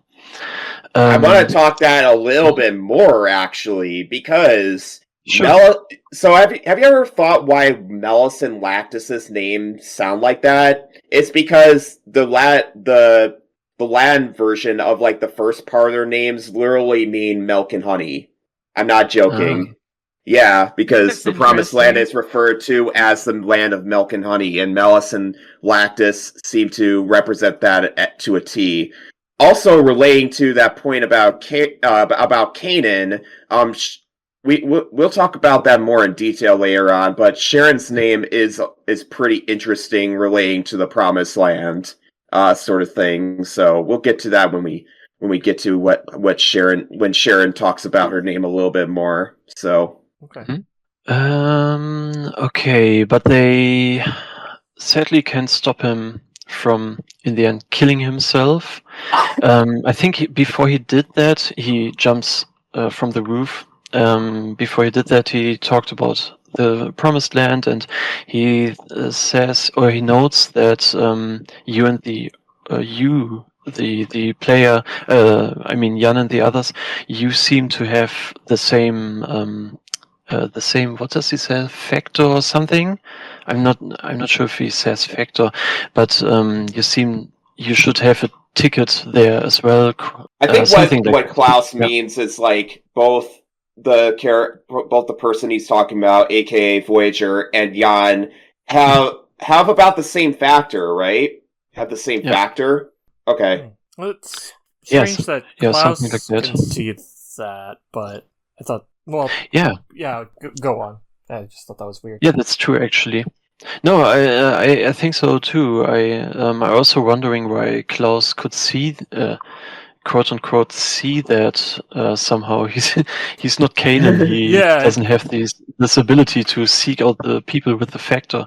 But for some reason, he can see that Jan and maybe the others should have the same qualifications to also go to the promised land. Mm. Yeah, that right there is still a mystery to me. I think because since Klaus is so imperative to what to Voyager in general, that he was able to basically use him as a. I think it's actually described in the story, but Klaus is basically a pawn of Voyager, basically, and and the way how it's used in a way is that according to how the Zohar uses is meant to be able to be able to be used as a contract between Udu and Voyager at the same time. Perhaps the reason why Klaus is able to see these things is that he has a more stronger connection to the Zohar as along with Voyager is what I believe that what the point is regarding that. Okay, so there's I guess it kind of funnels down from Zohar Voyager down to Klaus, but he probably doesn't have as much of a strong of a connection, but he has a connection. Yes, it's just funneled down. Okay. It is funneled. Yeah. Okay. That's what I'm gathering here regarding that. So in the end, at that point, they leave the virtual reality, the encephalon dive. Well, first of all, Klaus jumps off the building. Oh yeah, just falls right down, and then they leave. So yeah, exactly. Yeah, I think I said that in a. Yeah, you did. All right, yeah. But it's all right. Yeah, and they were not able to get any information about Voyager out of Klaus, which they, or if he was Klaus himself, Voyager himself. Sorry. So they are talking about that a little bit, and they decide that maybe there's still a way to get information out of him. I think it was Eric who comes to the. Yeah, Eric said the plan about since Klaus's Klaus's neurological abilities are still intact, that you're able to go ahead and be able to dive into his mind that way. But it's as we see later on when we do jump into his mind is suffering corruption and whatnot. Yeah, exactly. They corrupted. Say that you should still be able to jump into the mind of a dead body within more or less 48 hours, depending on how well the body is kept. So that's what they will be trying in the second sequence of Chapter 2. So now we have reached the middle point of the game, actually. We're getting there. We're getting there.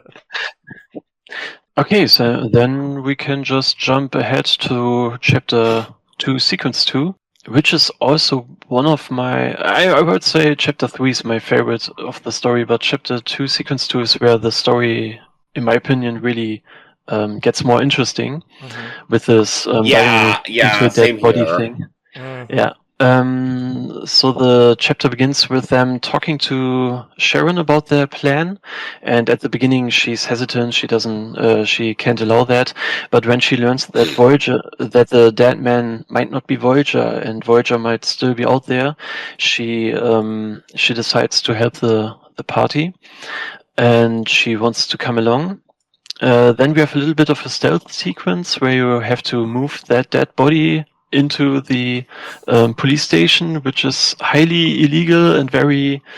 I was definitely surprised by a stealth sequence. I'm not usually fond of stealth sequences in RPGs, but that was pretty interesting. Was anybody able to do it on their first try? Oh, no. The what now? Which sequence? The stealth sequence. I'm not sure. I messed up once. I messed up multiple times. Maybe two or three times I messed up. Thank goodness for auto saves, by the way. Yeah. It's also the logic behind this is also very different from the rest of the stealth from the rest of the game, because that stealth sequence is actually from the original, but for the rest of the game I removed the random encounters and replaced them with enemies on the screen, which move quite differently from how this particular sequence works. I'm so sorry for that, for anyone who says this is bullshit. No. I can understand. I'm just a bad gamer. That's all. It wasn't that bad. Come on. The rules are very different, so it feels very very unfair, or may feel unfair or strange at that point. So after that the party decides to when you come back to the briefing room from the beginning of the game, or what was your base of your previous missions before, you sneak there now, and after you reach that, you are able to dive into Klaus's dead body, and you find at first you find a dungeon that is very similar to the Oriental themed one from before, but with a bit more of how did you say it's there's corruption. It's corrupted. Yep. Mm-hmm. But other than that, it's at first it looks very similar, but when we go deeper into the dungeon, it changes up quite a bit. Very fast, but before that, at the beginning of the dungeon, we have a little bit of a talk over the comm with Mikael and Sharon, who warn them that you should not touch these corrupted areas, and they get a breakdown of how many cases there were and how many of them were cases of diving into a dead body, and there were only a very, very few that were actually able to extract any information at all, and it's very dangerous with a very low rate of success, and even the ones that succeeded, the people who did that were corrupted and had after effects because of that dive, and so on. And we should have about 45 minutes for the dive. I looked up several Let's Plays. They always are a little bit longer than that in the in that dungeon, more like an hour in my version of the game, and I think the original it would take even longer with all the random encounters. But luckily there's no actual timer in gameplay. Oh god, that would. But just to make it more dramatic, that would have been so cruel. I'm not gonna lie, I was actually expecting a timer to show up. Especially like the RNG of some enemies can be pretty bad sometimes. So like it'd be like, oh no. Yeah, but it's just for story's sake to raise the stakes a little bit. And well, they already have very little time. Melissa and Lactus have a little bit of a talk about consciousness, and if they have the idea that consciousness was always there even before life began, and maybe this consciousness is still out there. All very important Xenosaga lore stuff, actually. Yes. That is put into this mobile game. Yeah, I mentioned that in my Let's Play about the greats, like a circle that Melis was talking about. I really love that conversation, especially with Melis, how I think this is like the first point that like Melis's character starts to develop a little bit more, is realizing that consciousness is a lot more deeper than the group originally thought it was. It was more like a Ouroboros, basically. So, like how the UMN symbol is, like, so.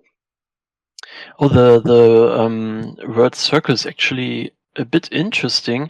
The other day I watched a YouTuber play my game, and when he got to this sequence, he was almost losing his mind over this tiny detail, because he said that, and I find it kind of interesting. I don't know if he just read too much into it, but maybe there is something. He found it interesting because at the how much full spoilers are we going here? Is it okay to also have Xenoblade X spoilers? Oh, it's fine. Go for it. Okay, well, spoilers. Okay, there go. Spoiler alert. We could also put the Xenoblade spoilers at the end of the episode or something like that. If you're more it's fine. We tend to just go nuts. Yeah, I mean, I'll put it in the show notes too. So go ahead. So sorry about that, Bob, or maybe. I finished Xenoblade X, so you're good. Go ahead. Oh, it's all good. I haven't, but I don't care about spoilers. Close your ears, Bob. Close your ears. Close them, Bob. Close them. He said that it was very interesting in his mind that at the end of Xenoblade Chronicles X, the new chapter 13, they at the end they seem to they go to this planet with the circle around it, very very reminiscent of the planet with the circle in Xenogears in the intro. But I will say also the end of Xenosaga 3. There's also a circle. It's also there. It's the same thing, and that's why I also lost my shit there. and maybe it's a bit, it's reading a bit too much into it, maybe. But I just wanted to say, because I find it fascinating.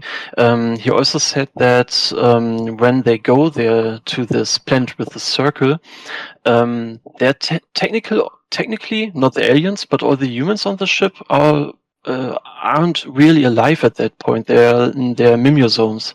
Are they called mimeosomes? Yeah. And they are. Yep.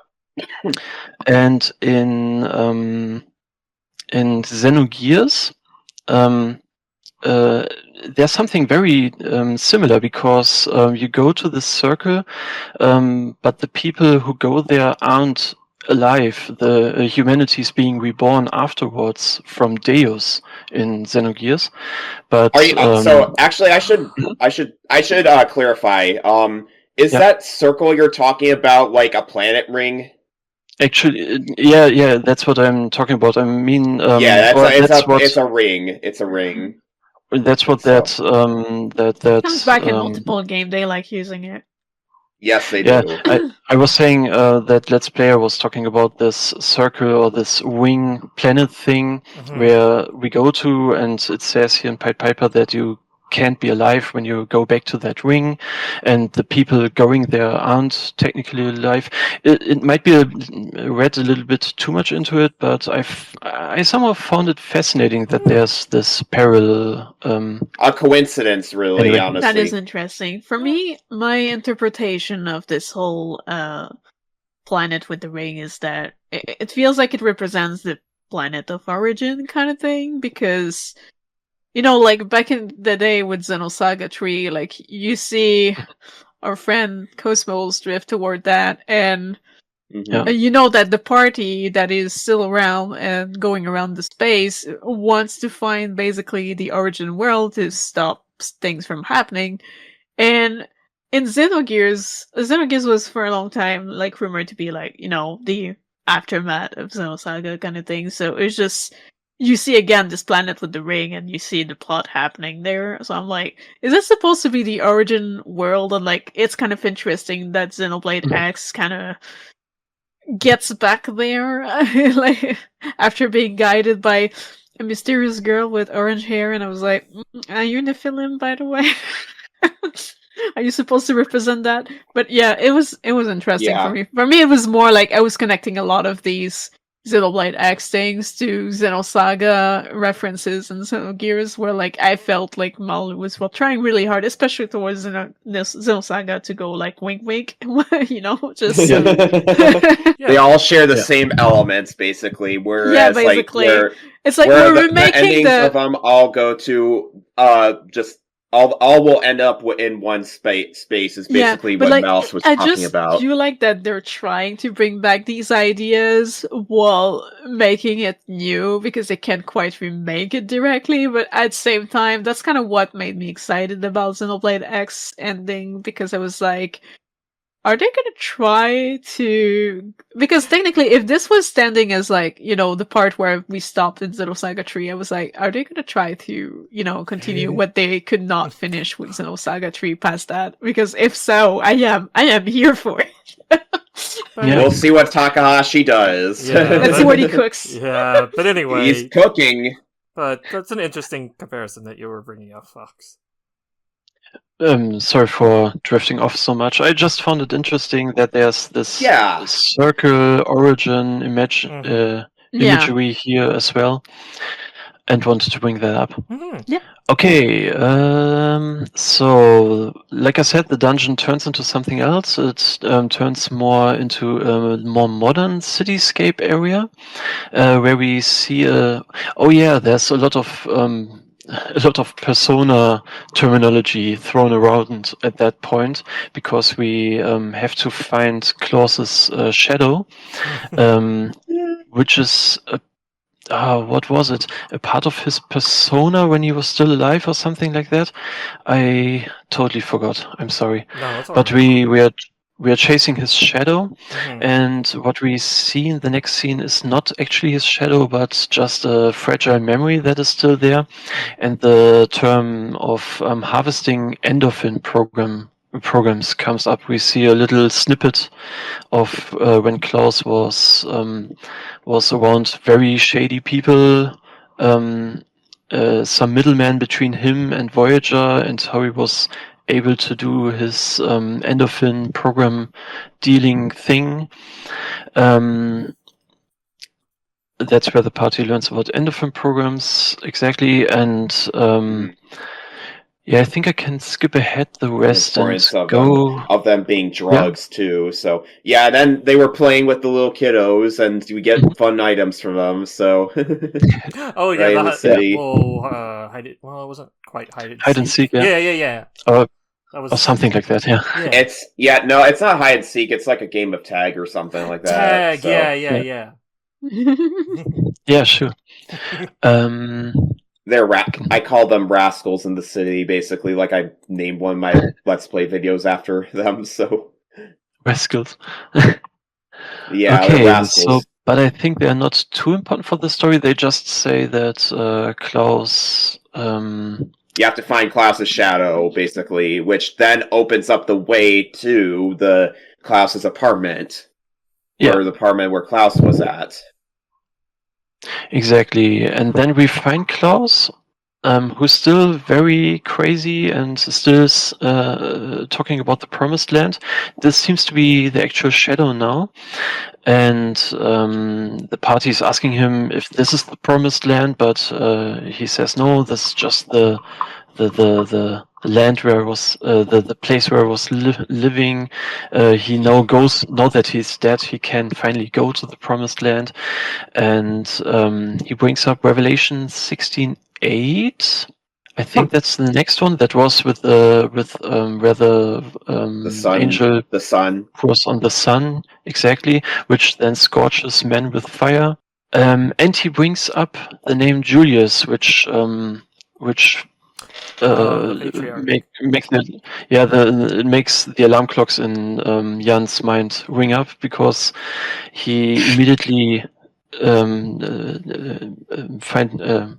he immediately says that Julius is in danger, and we have to protect Julius because he might be a victim. Yep. And then we fight the next boss, which is Loki. I think everyone has heard that name before. Loki, I feel like, is very interesting. Like, the lore behind Loki is very interesting as a comparison to, like, what goes on in Pied Piper. Loki... Because he's like a trickster. Loki... Right?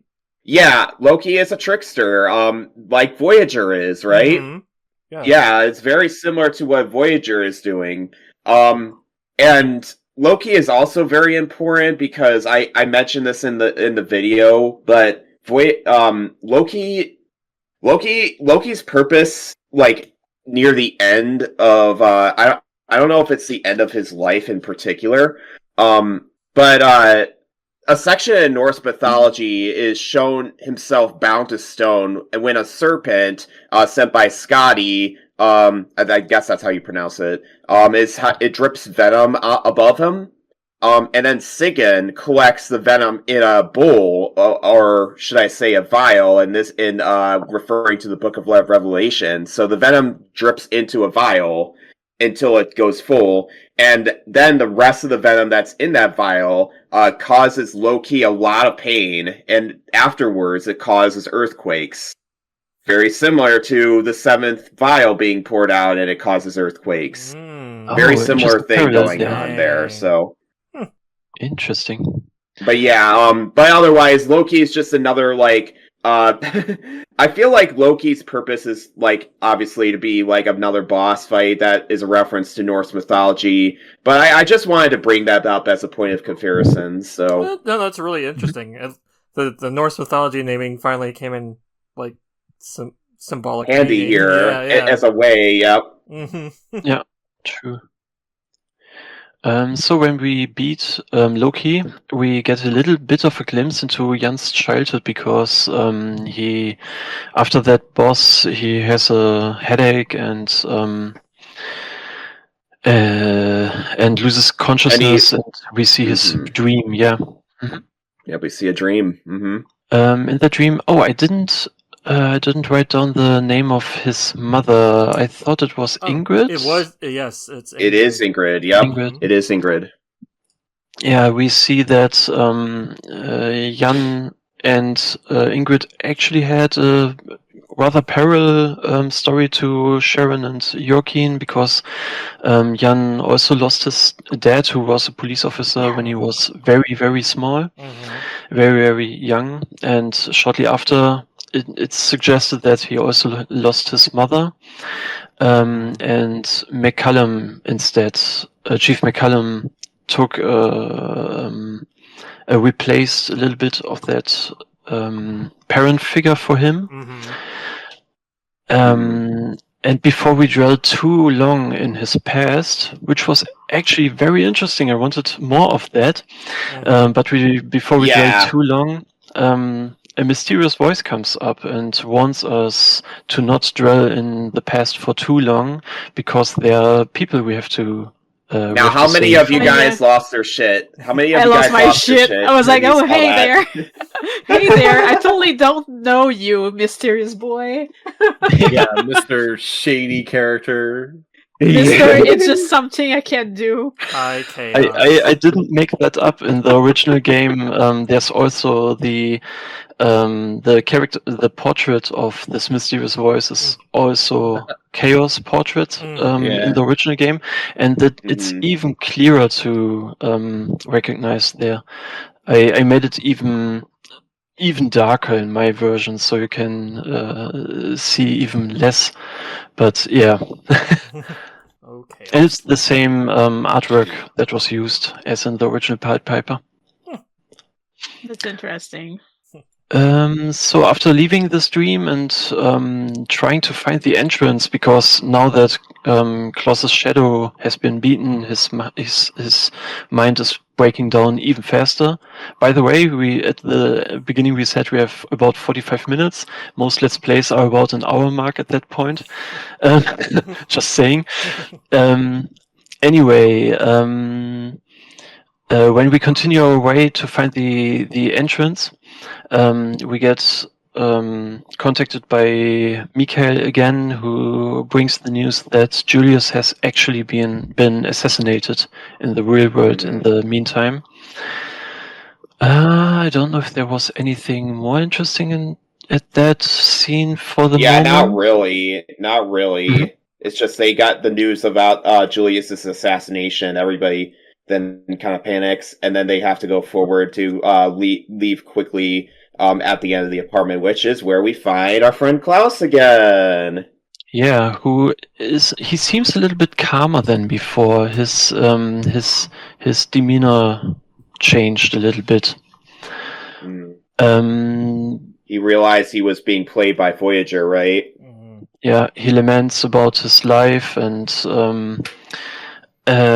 he says something to Melis. I'm not quite sure. She says the thing that even Melis over there saw or had sympathy for him or something like that, and he name drops the Zohar in this game for the first time, which Jan gets on really fast. He wants to know what the Zohar is, but before Klaus can spit out any more facts about that, the next boss, a fused version of Loki appears too, that we now have to beat.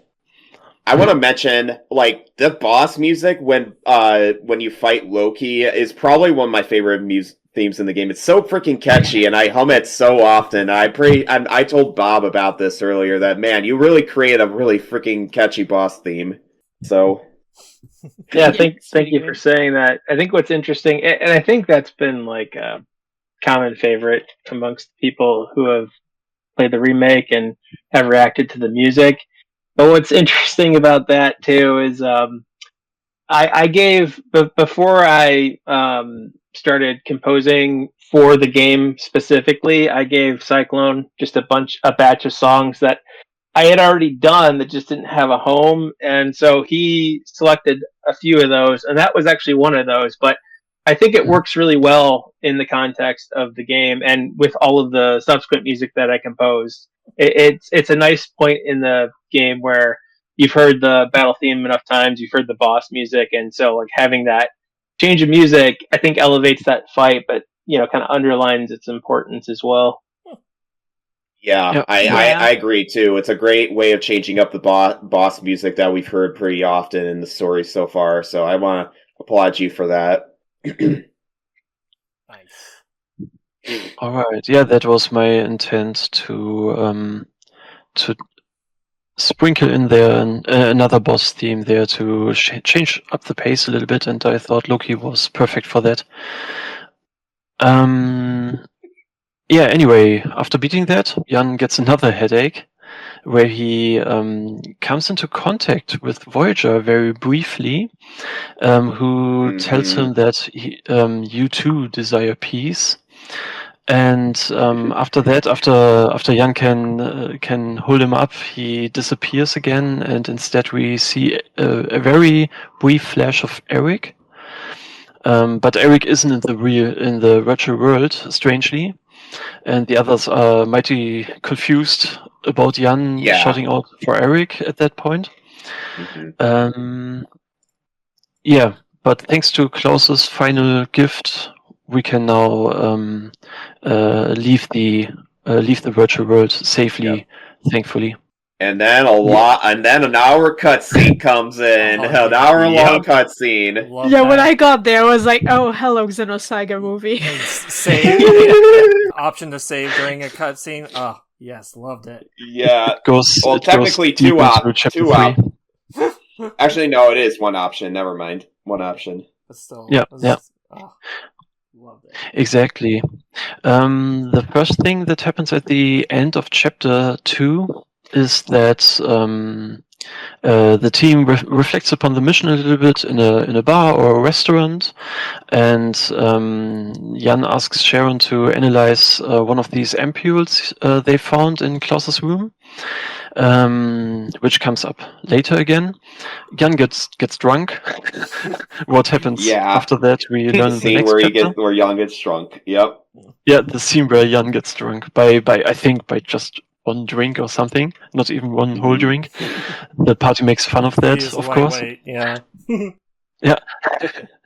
That's actually part of this chapter too, where Jan awakes in Sharon's house and sees Jokin for the first time, who asks him about his current mission and if he's an officer and stuff like that. And Sharon tells Jokin not to bother their guest. This dialogue ends with Jan noting to Sharon that he too, because Jokin did something very awkward before he said, "Are you the man who my mother finds interesting?" And at the end of the scene, Jan says to Sharon that he too thinks that they are both very interesting people. And then we get one of these typical Takahashi evil people plotting something scenes between Sergius and one of his men, where he mentions Dmitry Yuriev for the first time, and he says that Yuriev is using Voyager to search for factors in people of the Zohar or something like that. All terminology and names and things we as the player don't know a thing about at that point. That's very typical for Takahashi. And Sergius. Maybe I should say Sergius. It's Sergius the 14th, and he's the new pope now that Julius is. The new patriarch. Executed. Yep. He's the new patriarch, exactly. And this is the patriarch that goes all the way until his. I believe he.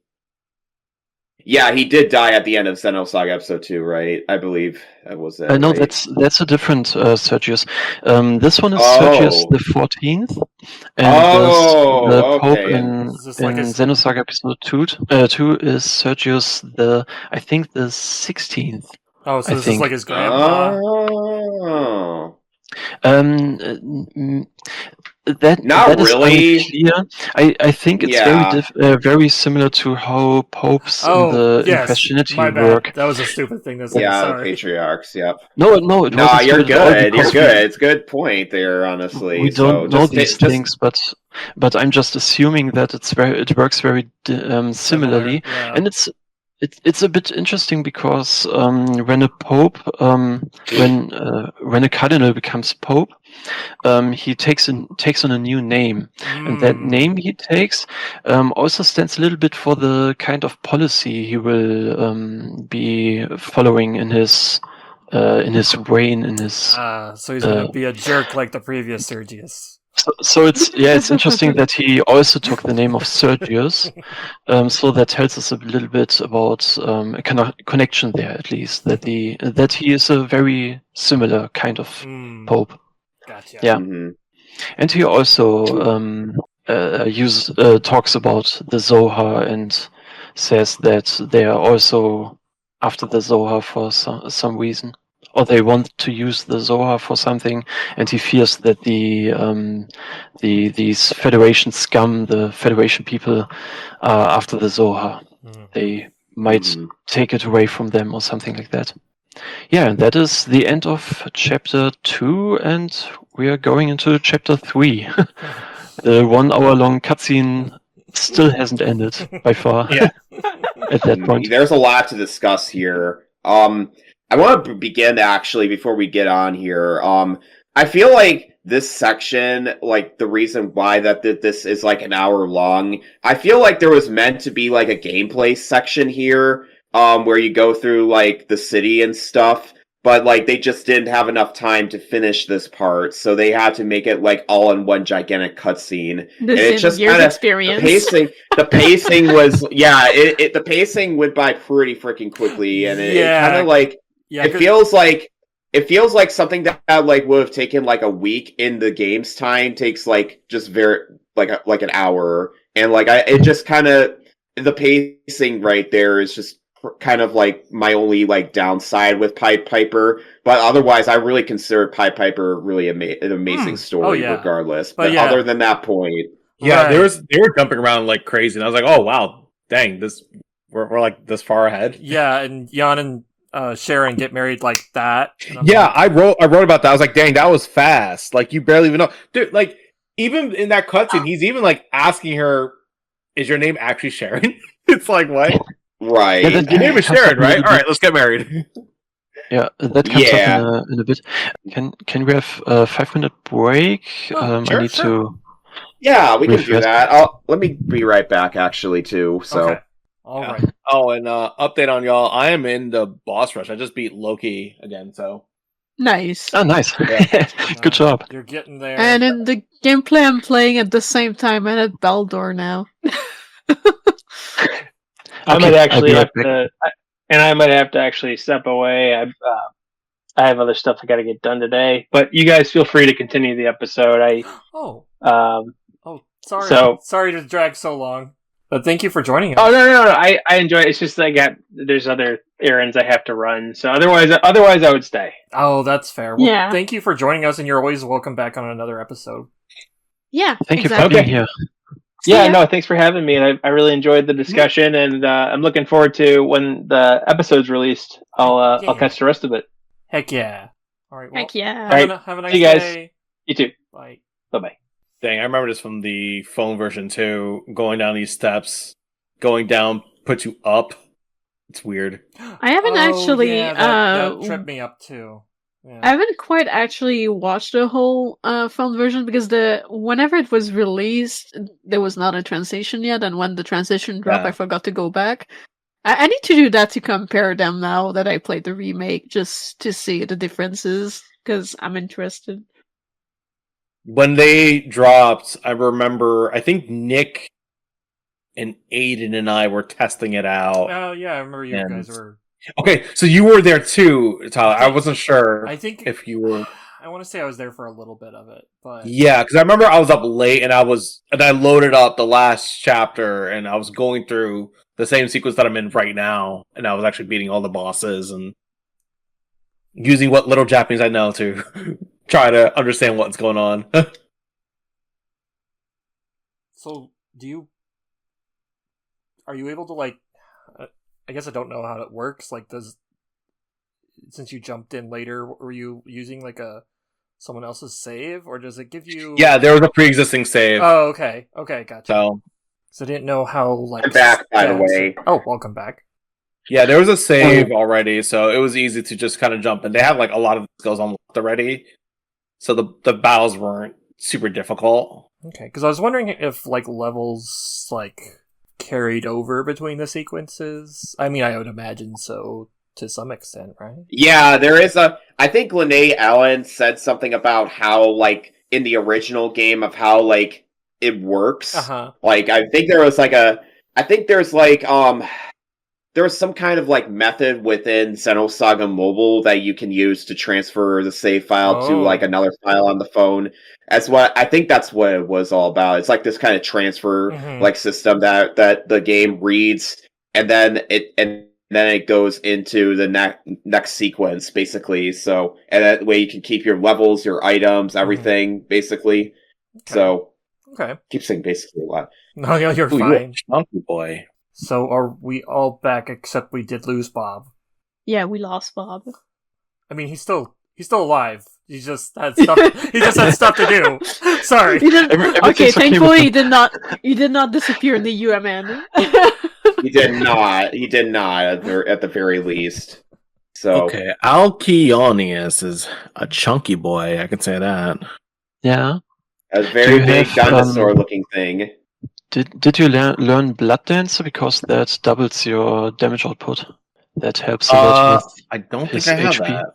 But I do Honestly, have like the game That was doesn't in the give you new- a whole that was lot of in the- points to learn a whole lot of things if you're just progressing fast and not grinding. Yeah, that was in the new patch.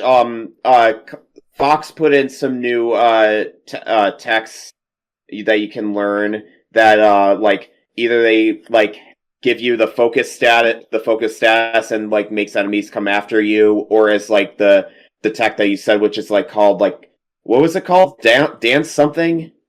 Blood Dancer, yeah. Blood Dancer, yeah. Straight from that increases attack I think and learned that. I think I learned that. Actually, is it the same way as offensive, or is it like a different effect? It's much stronger. It's straight up doubles your damage. Another question I had. Okay. I had another question about that. Do buffs stack in this game? No, they don't. Okay, they only it's not completely worthless because they reset the time the right. timer. They reset the timer. That I figured, but I just wasn't sure if they stack. Okay, cool. That makes sense. Yep. But no, I mean, I've been using offensive, defensive. Those have been huge. Skin down has also been a major help as well. Yeah, like, I have not had much trouble in this game, like, at all. The only time where I kind of did was at the very beginning because an enemy got a back attack on me, and so they were able to get several turns in a row.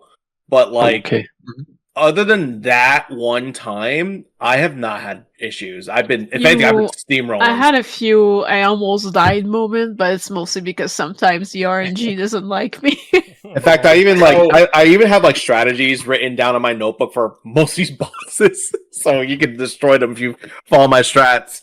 But yeah, so in my Let's Play, I document like each character's strengths and weaknesses, and I put down for Jan that he's like the better support character in out of the whole group, and not Bugs, because he's much more. He's very tanky and has a lot of HP, and he's able to learn a lot of like status moves. So he's much more. Jan is much more geared towards that, whereas Lactus is much more geared on like being a sweeper because of his high agility and luck. It's much more better. Jan does have very high attack.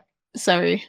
Jan doesn't have very high attack. Like, I've been using him to sweep enemies a lot.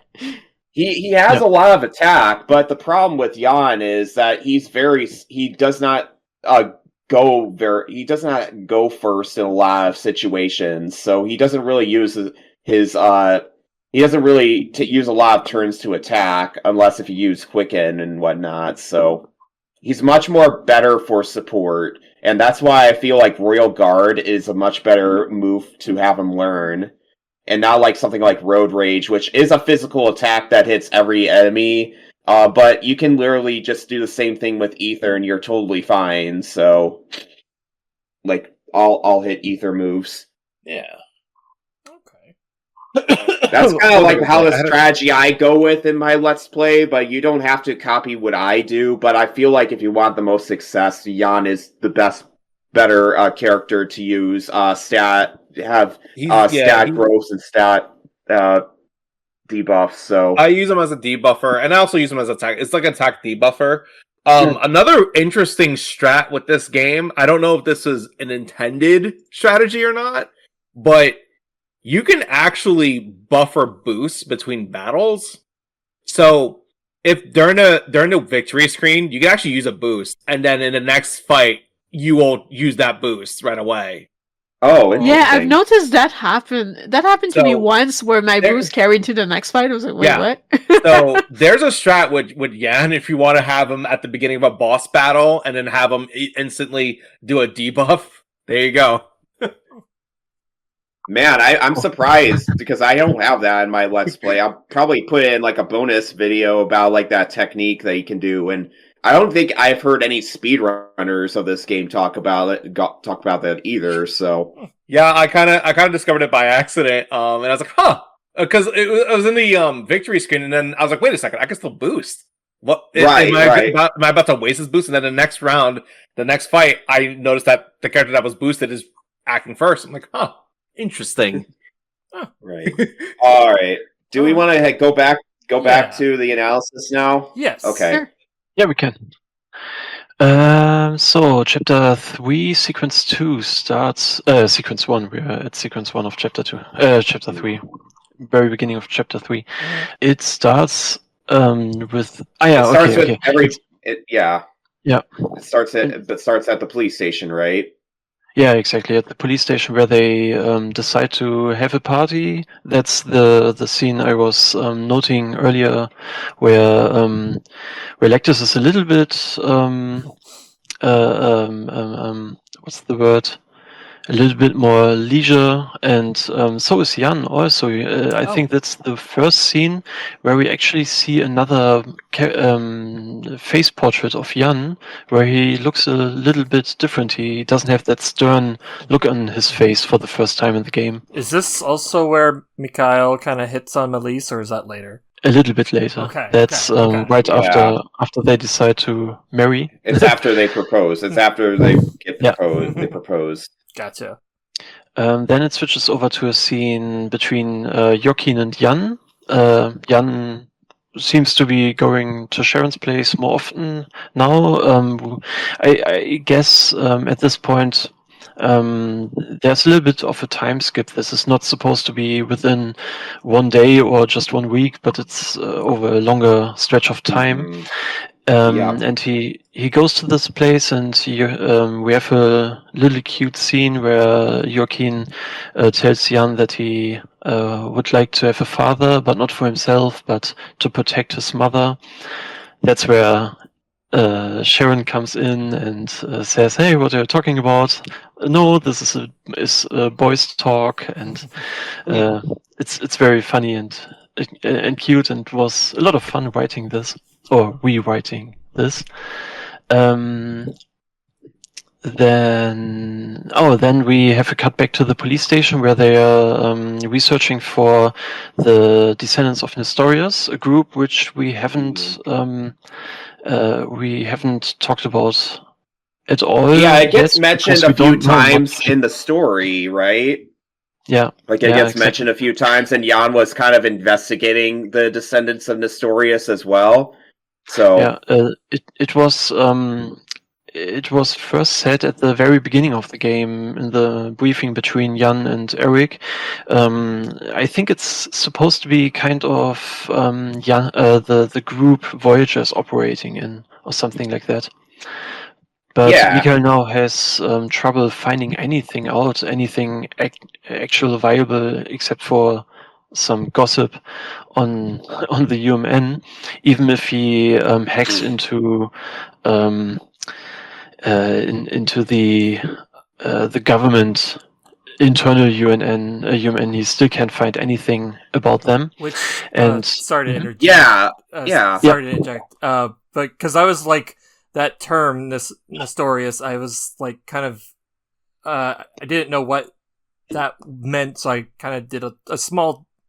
Not much of a dive, but I guess it refers to like Nestorianism that I guess asserted that Christ was to have split into human and divine. Yeah, so which kind of reminded me of... I mentioned that in the Let's Play. Yeah. I mentioned that in the Let's Play, right? Yeah. So is it okay if I talk about it, or you want to go ahead? Well, I just because it reminded me of, later Xenosaga. I actually want to talk about Nestorius a little bit more. Okay, go ahead. So Nestorius was a bishop in the Byzantine Empire in 400 AD, like in the 400s AD. He wasn't like the person who made Nestorianism, but he is his teachings or his doctrine basically formed the Nestorianism heresy.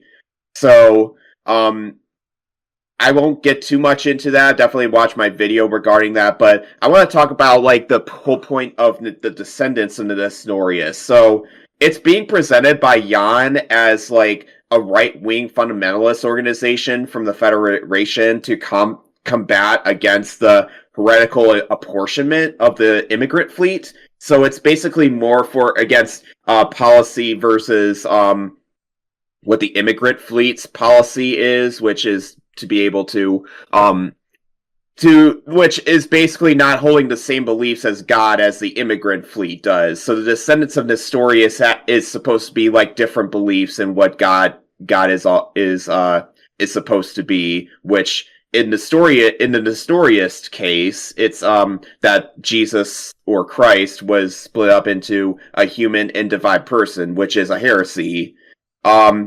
We now know what their goals are, right? In this cutscene, right? Fox. Do you mean what the thing is about the descendants of Nestorius? Yes. What did you mean? That comes up a little bit later. Oh, all right, yeah, so if you have so it's good. It's good to put a pin in that. Then it's good to put a pin in that. So then I'll remind you of the pin in a little bit. As they can't find out anything about the descendants of Nestorius, Melis comes up with that idea that they might have a faction called Veritas might have information about them, because Veritas is an anti-UMN organization, and all of these activities happened inside the UMN. So it would be perfect for their anti-UMN case to rise. Yeah, sorry for. Veritas means truth and land. By the way, just to be perfect, to just add onto that. So. Oh, that's interesting. Yeah, especially for the ending and for Melissa's character arc at the end. It's interesting that this is called Truth, and so they decide to send Melis and Mikael, who is absolutely not about that, to go and contact Veritas, which is also kind of illegal because they're deemed as terrorists from the perspective of the police force, and getting in contact with them to get information is quite problematic. Then we switch back to a scene between Sharon and Jan again, where she has found out stuff about that drug, which was in the in this ampoule Jan was giving her and talking about. Let me check. They were endorphins, right? Some kind of endorphin? That might be it. I only have written down here that it's something that that stimulates the that puts hyperstimulation on the limbic system. So it makes them more sensitive to the whole thing. Yeah, that it diminishes the restraint. To Voyagers. Yeah, it makes them more sensitive to Voyager being able to brain jack into them, basically. Okay. Yeah, that's it. Right before that, they talk a little bit about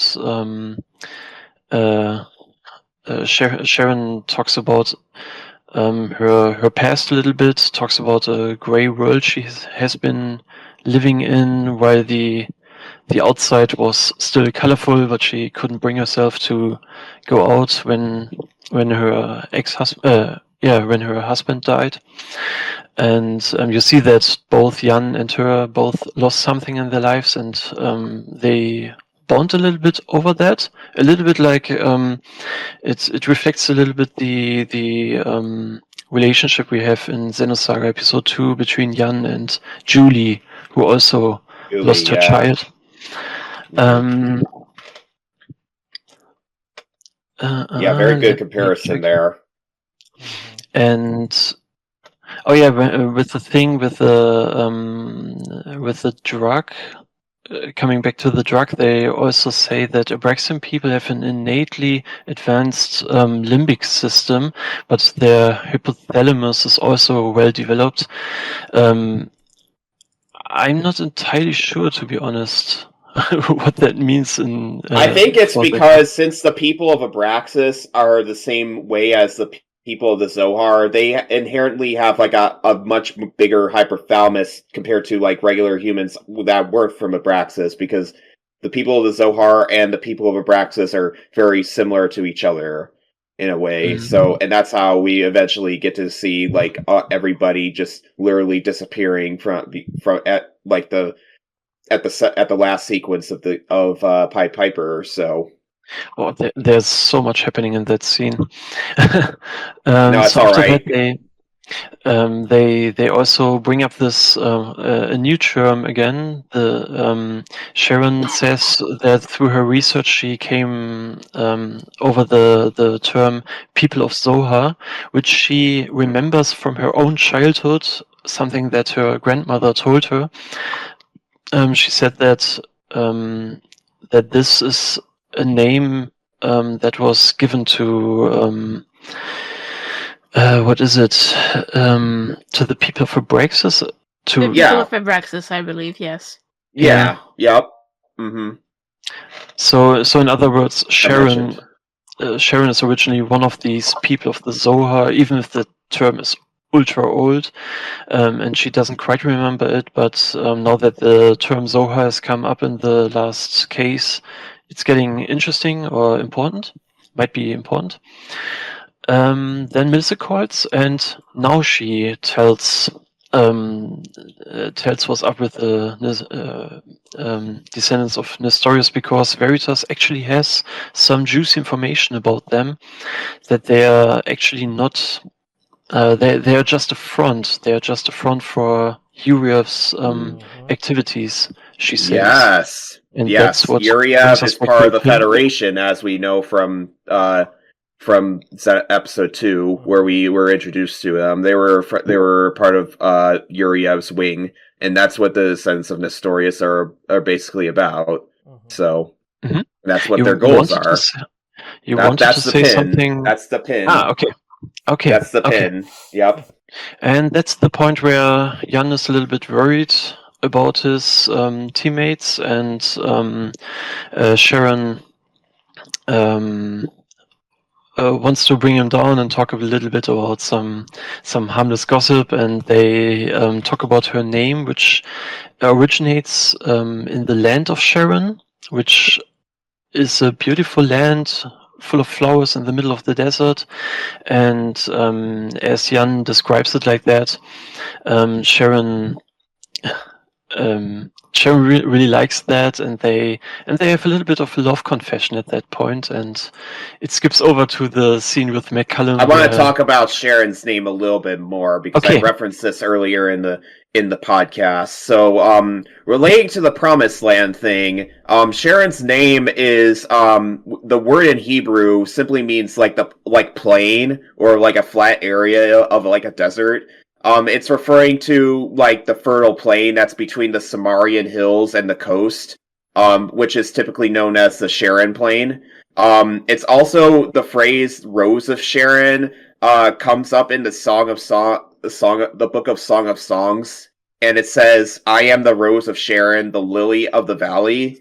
It has been used since as a reference to that plant, basically, or the flower that came from it. So the reason why it's called why I mentioned the Promised Land earlier, is that the land of Sharon, or the Sharon Plain, is part of the land of Canaan, basically.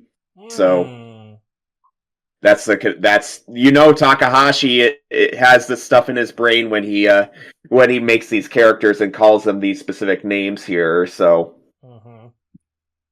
anyways, let's go ahead and get to that get to them proposing. Yeah, we don't quite see the proposal itself, but we see really this love confession. It skips over to McCullum being shocked and saying, "What? You're marrying?" and so we have a little bit of a scene in the police station. Everyone is really happy about it. We actually see a happy face on Jan. That is very interesting. He looks very happy, and that's also the scene you mentioned before, where Mikhail tries to flirt with Melis a little bit. Oh yeah, because when Jan goes away, Melis says that she's kind of envious, and and then Mikhail's just like, "Well, just marry me." A shot. I feel like that part is like Melis more or less like having a little bit of feelings for Mikhail in particular, because like I feel like even though their differences are very apparent compared to like how Melis wants to seek the truth using Veritas, and then Mikhail doesn't want to do that. He's more into knowing the truth that is in the UMN. I find that relationship between them very interesting. And then McCallum's like side note about Malice wanting to go on a date is really, really interesting to me. But it gets much more apparent later on in the sequence. So very good development for Malice in particular. It was pretty good. Mm-hmm. I'm really shocked how much is in that scene. It's very much. It's really a lot.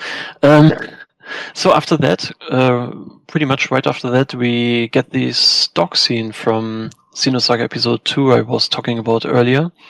The scene where Ziggy has a flashback when Momo gives him his name, and we see Yorkin with the dog. That's happening here. But next. Yeah, exactly, next. How about next? It's short for Nexus 6. That has carved itself into all of our brains. Mm-hmm. Which is a Blade Runner reference. Oh yeah, actually it is. Yes. I think the antagonist is called Nexus 6, right? Yeah, I think that's... Yeah. But as everything, peace can't last forever, and the chief intervenes with a call and calls Jan back to the station, and says that the operation to hunt for Voyager is being shut down.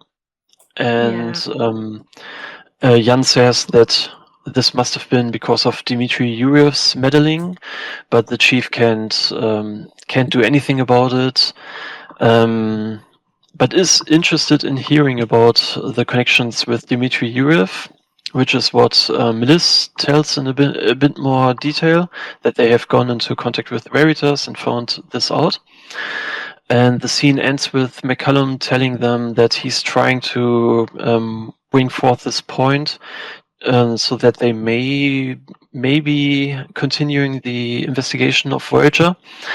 But he never gets to denounce Yuryev because some agent, I haven't written down his name, I think he's not important, comes into this room after the team heads out, and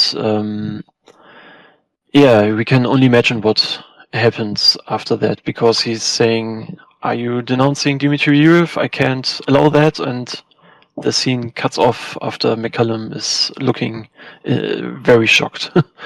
Yeah. Very scary what's going to happen next. And in typical Takahashi fashion, it switches to yet another scene with some evil people plotting about evil things.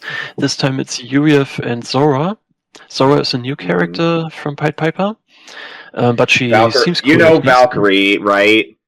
Val? Yeah, of course we know. He has a crush on Zora. I just want to mention that. Well, yeah, Zora is like, she doesn't like back down from Yuryev. I thought that was interesting how she kind of like she's kind of like direct with him, even though she's like his assistant. It's interesting. Yeah, she definitely has an attitude. That's very interesting about her. Mm-hmm. Yeah. Mm-hmm. Anyway, in the scene, she tells Yuryev and her, they say that they or Zora gets the mission to shut down the police dogs, so to tell, and Yuryev also talks a little bit about that the Zohar has the power to open the path to Lost Jerusalem, and the Zohar is also the only way to escape, in quotations, that fear. This is the first time we hear from Dmitry Yuryev's whole motivation for what his whole motive for his story, that he has a certain type of fear. Yeah, we probably all of us know what that fear is if you've already finished Xenosaga. So yep, a certain force mentioned here too. And from that point on, it all goes downwards, because in the next scene, the whole team, or not the whole team, but Mikael, Eric, Melis, and Jan get arrested. I didn't write down the name of that officer who is now the new chief. I did, because his name was Ernest Lewis, which I was like, yeah, because I was like, that's interesting. We have a character later on called Louis Virgil, but that's why I know they're not connected, but I'm like, that's interesting. But yeah. Yeah, I didn't deem him interesting enough to write anything down. Yeah, that's fair. Yeah, that's fair. But he would have been a cool boss fight, honestly. But then we would eventually lose and get taken to prison. It's something that you would thought of if they got put more time into this section. So it's interesting that he has a first and last name, so he's probably important. You'd think. And then it cuts to another Takashi typical scene, this time between Wilhelm and Kyla. There's a lot of those here in this game. Kyla is interesting because she is a Realian. I assumed that Kyla is. Yeah, she is a Real. Kayla is a Realian. Yep, and she also has that factor, or not that factor, but she has Project Kanan. She has Project Kanan in her, right? Mm-hmm. She's one of the Realians that have that. Okay. She says she's also a Kanan type Realian, just like as we learn a bit later, Lactus is. Mm-hmm. Yeah. Mm-hmm. And Wilhelm, ominous as always, he just assumes that Lactus will probably go ahead and rescue the rest of his team from the prison, and that he is acting according to the compass of order. Another name drop of something very important for the overall series. Yeah, the compass of order. And also, I should point out, it doesn't have chaos at the end. It's supposed to be the compass of order and chaos, but here Wilhelm says it's the compass of order. Wonder where the chaos part came from, right? Or will come into it, right? Yeah. Mm-hmm. And Wilhelm also even calls out Jeshua at the end of the scene. After Kayla left, we don't see that in the CG image, but we assume that Kayla has left at that point.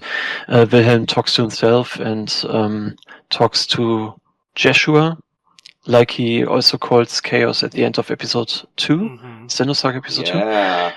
And he's intrigued, or at first he says that that it's I don't quite remember that it's unlike him to mobilize people against him, acting from the shadows or something like that. But he's intrigued for when he will eventually step on the stage again, which we know. Because at that point we have played Xenosaga episode 2, which we know is the end of episode 2, where he also calls him Jeshua. Then we have another scene at the church with Sharon, where we learn that Sharon is planning to go to the pilgrimage meeting because she wants to find out more about the Zohar.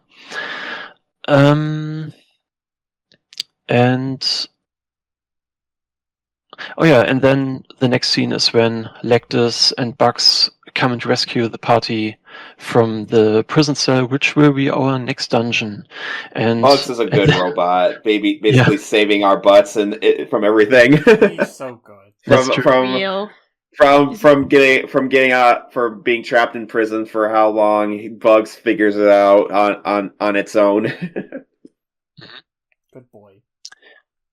Good body boy. That cutscene was actually from there was no gameplay from the Loki 2 fight until this point, and it's about 1 hour of cutscenes, more or less, depending on how fast you can read. True, but it was great. Okay, but if there's nothing more nothing interesting anybody has right now, I would just continue. Yeah. I'll talk about bugs later on, though. In this sequence. So yeah, we can keep going. Yeah. The next thing that comes up is McCallum's death scene, but I haven't written anything interesting down, other than there is a little back and forth between Jan and Melis at that point, because she has lost a lot of faith after that and is giving up. I can add a really funny comment to that. I didn't mention this in the Discord, but right before Mikal dies. You mean McCallum? Wait, are you talking about McCallum, right? Oh, wait. Oh, hold on. Oh. Yeah, this is about McCallum's death. We find McCallum in the prison, and he was beat up, and he is... Yes, sorry. Never mind. I'll say the comment that I have last breath, so... Yeah, you're good. Yeah. I do want to now talk about McCallum a little bit more, though, because, Fox mentioned that he was basically responsible for Jan as a paternal figure, and how Jan's more stoic personality came about from him. I find that really interesting, that how Jan got extremely emotional compared to everybody else. The emotion wasn't as bombastic as a later death in this sequence, but his is more somber and more emotional, and Melis even shared that at the same time, and I find that really interesting because it's a way of saying goodbye, father, in a very somber fashion, and I always found that scene very personal to me and moving. So it's not like I have a father that died, but it's saying goodbye to your parent, basically. Yeah, so because he was basically. I mean, yeah, you said it. That was his father figure. He knew him more than he knew his own father. Yeah, it was a very devastating moment for him. Right, but then we get later in the prison sequence, we fight us buffed up bugs, or that bugs that's orange, right? Freya. Oh god. Yeah, this boss is called Freya. Yeah, it's called Freya. See, it's made by the same company that made Bugs, right? Mm-hmm. Yeah, this is also a Murdoch Heavy Industries combat robot, just like Bugs, and he's called Freya, which is in Norse mythology is the wife of Odin, and she's not one of the Arses. Are they called Ars? So these gods like Thor and the others, but she's the mother of the Freya is responsible for beauty, love, fertility, sex, war, gold, and magic. I even put down my notes that Freya must be one lucky robot, and I named the later episode in my Let's Play series when I fight Freya, I call it one lucky robot, because Freya is one of the hardest bosses in this game in particular. It has a lot of HP and can hit pretty hard. So yeah, it's definitely the tank. I also wrote that down about Freya, their tank, but it's a relatively simple fight. Mm-hmm. And then I don't remember properly, but Bugs kind of has a moment after they defeat Freya, don't they? Or yes. Mm-hmm. Yeah, it's a little bit like some Nier Automata-esque moment where he talks with Eric about death and the difference between human and machines. Yeah. Yes. Oh, was this? I don't know if this was a scene, but I have a note about how he was pondering about if humans could manage their wear and tear. I thought it kind of foreshadowed how Ziggy kind of operates in the future when he becomes a cyborg. Mm-hmm. But I don't remember if that was another thing about that is representing Xenosaga's main theme, which is fear, right? Fear, and Eric's biggest fear is himself dying, and basically the reason why he built Bugs and managed Bugs in the first place is to have a way of if Eric somehow disappears, that in some form of fashion, that Bugs is able to be a successor to him and be able to be a much more be able to find a way to live on. And Bugs does ponder this a little bit more, and like it comes up in his programming flaw later on as well that Eric implemented in him that like has him not to have Eric see him as more of like a father figure that like teaches him like the meaning of like what his purpose is, rather than just being a simple military robot in a way, which I really adore that part of Bugs in general. So yeah, it was interesting for sure. Mm-hmm. So in the next scene we get to Veritas. Melissa was supposed to bring us there, and she did.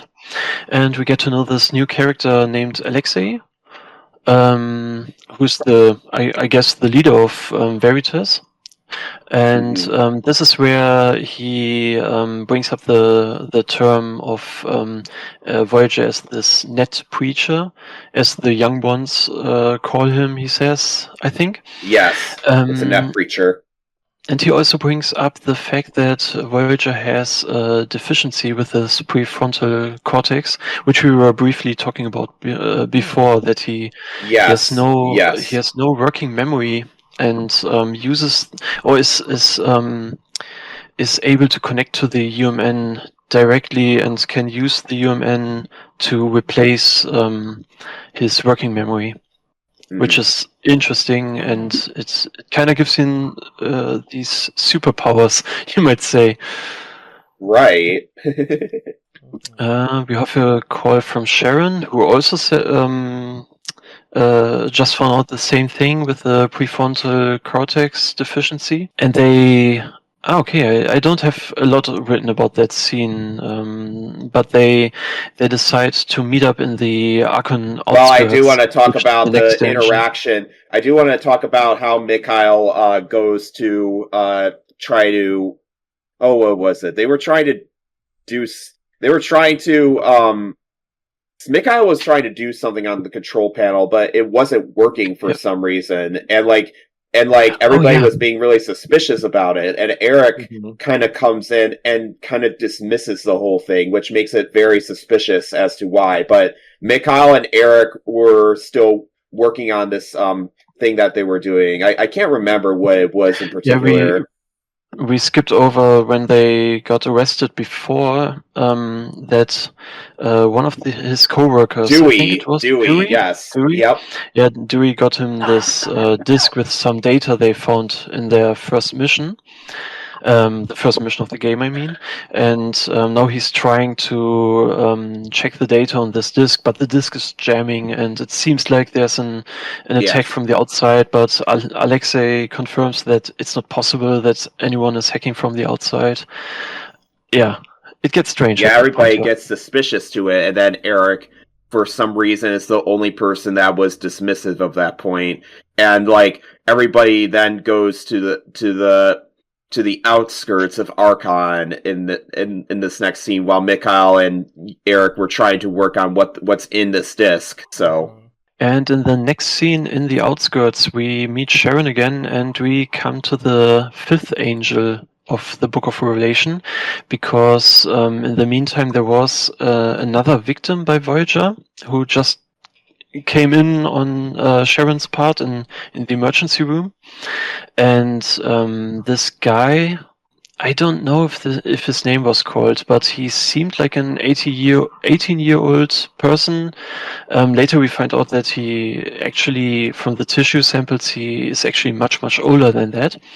But this one, this new victim of Voyager has the quote of Revelation 16:10 with the fifth angel, which is about the throne of the beast, written on his walls. Yeah, but thick darkness engulfing the kingdom, and the wicked still would not repent. Yep. Yeah, exactly. In case anybody forgot. And also during that scene, Mikhail calls the rest of the team, and he is behaving rather strangely. And he says that he has found out the identity of Voyager, but he can't say it on the line. He has to meet up in person. It's all very strange, but anyway, they just do it. Eventually meet up with him. Yeah, exactly. At least coordination in half an hour.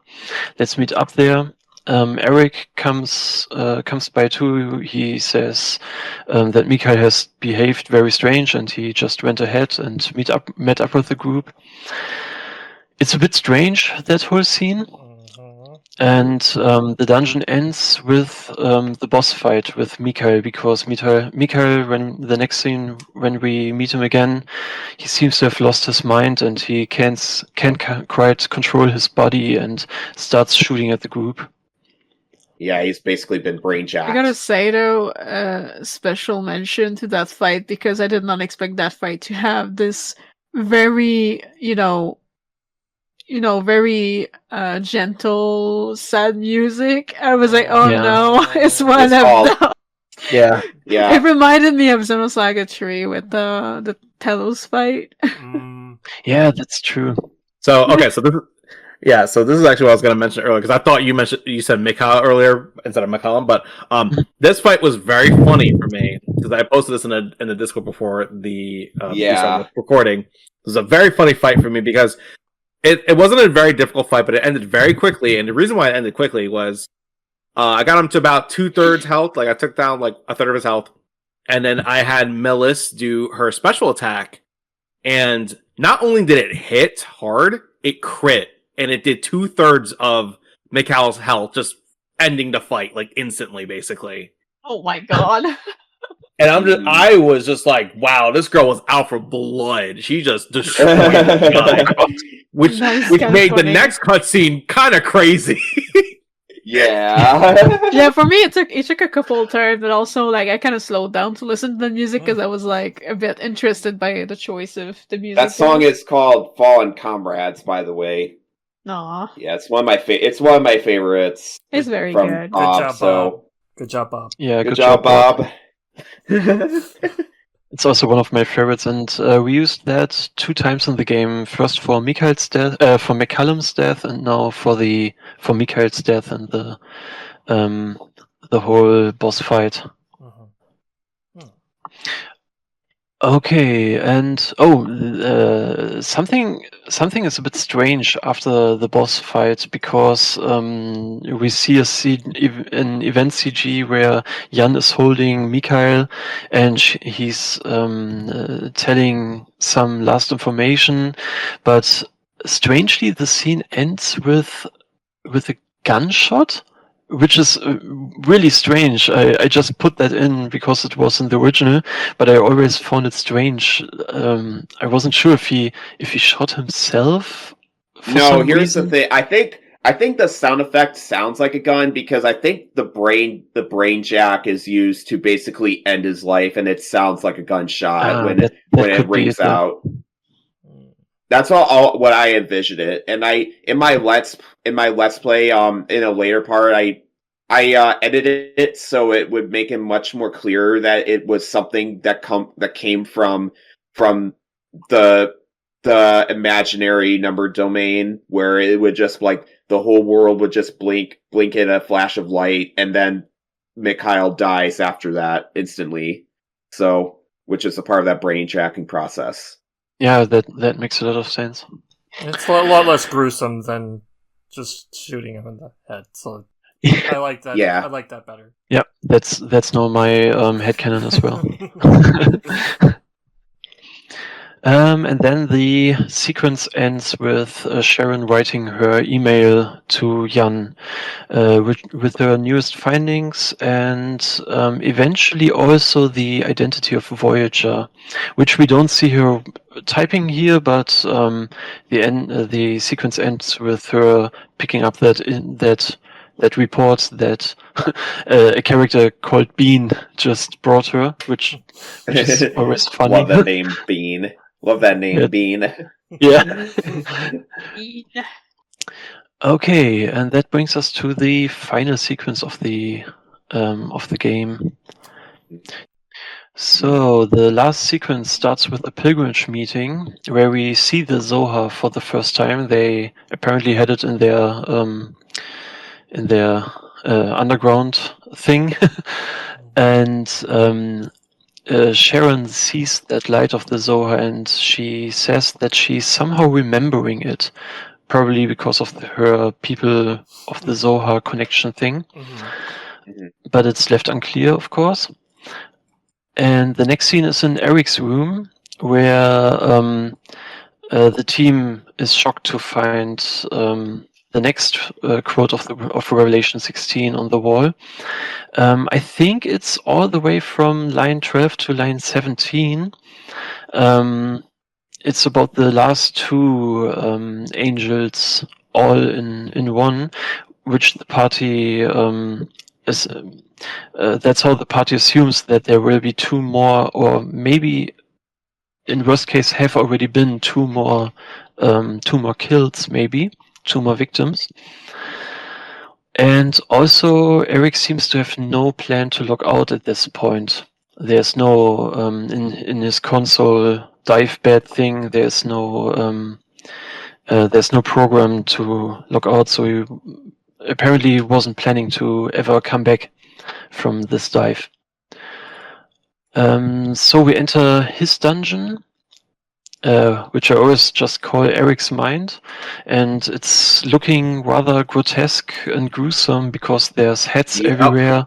Okay, that's the I posted a screenshot earlier. I'll try to include it in the video, but I'm like, that background in that dungeon is terrifying. Yeah, it's cool. I found it kind of funny because the faces were a bit silly. Yeah. In the reminds original, me of something that you would find in like the original Doom games, like a texture that's on the wall or something. It's really scary. Funny that you say that, because in the original game, in the original Pied Piper, it's also full of heads on the walls and floors. But to get a higher definition resource of something like that, I actually based my texture on the texture from Doom. So I took it from Doom. Yeah, and edited. Wow, that's why it looks so familiar then. Nice, nice. Yeah, I did that. Nice. Okay. Wow. Oh yeah, in that dungeon we meet in a kind of Eric. I called him a shard of Eric because it's not actually the full Eric. It's only like an echo he left behind there. I like to think that this is his part, the kind of the positive consciousness that was still left of him is in that shard of Eric we meet here, who was just left behind to fill us with information we need. And this is very interesting. This whole scene, he's describing in this scene how Voyager came to be, or how he made contact with Udo, and he's describing the UMN in a very interesting way. Like Luxqaer said earlier, he's a net addict. And when he was diving into the UMN because of his brain deficiency thing and his connection with the UMN, he one day decided to dive deeper and deeper into the UMN, and he's an addict of information and wants to know more and more and couldn't stop himself. And when he was eventually hacking into the root system of the UMN, he found something at the horizon that felt to him like he couldn't describe it in other words than the end of the world, and that is what Udo is. Udo is. Yeah. You can never had a stroke right there. No.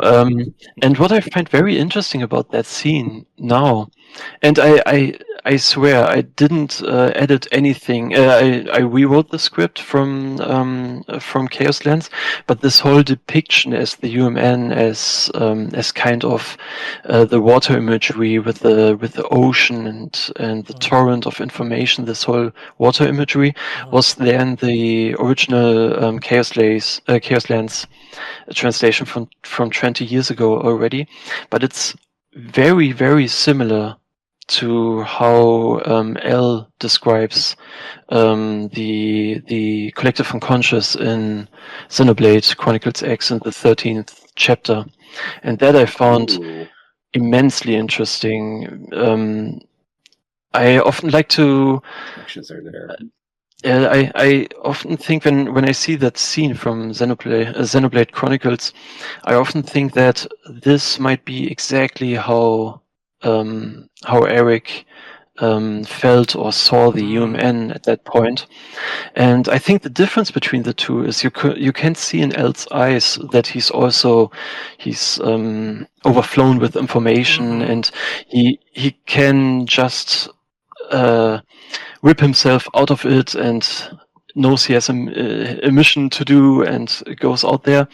But the difference between him and Eric at that point is that Eric is just addicted to information. He doesn't have the will to rip himself out of at that point, but instead he does the exact opposite and dives right into it and wants to know more.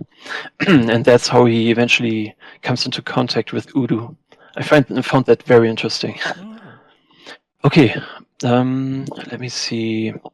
Oh yeah, he also describes Udo as some kind of Pandora's box, which is also interesting. Which makes sense, yeah.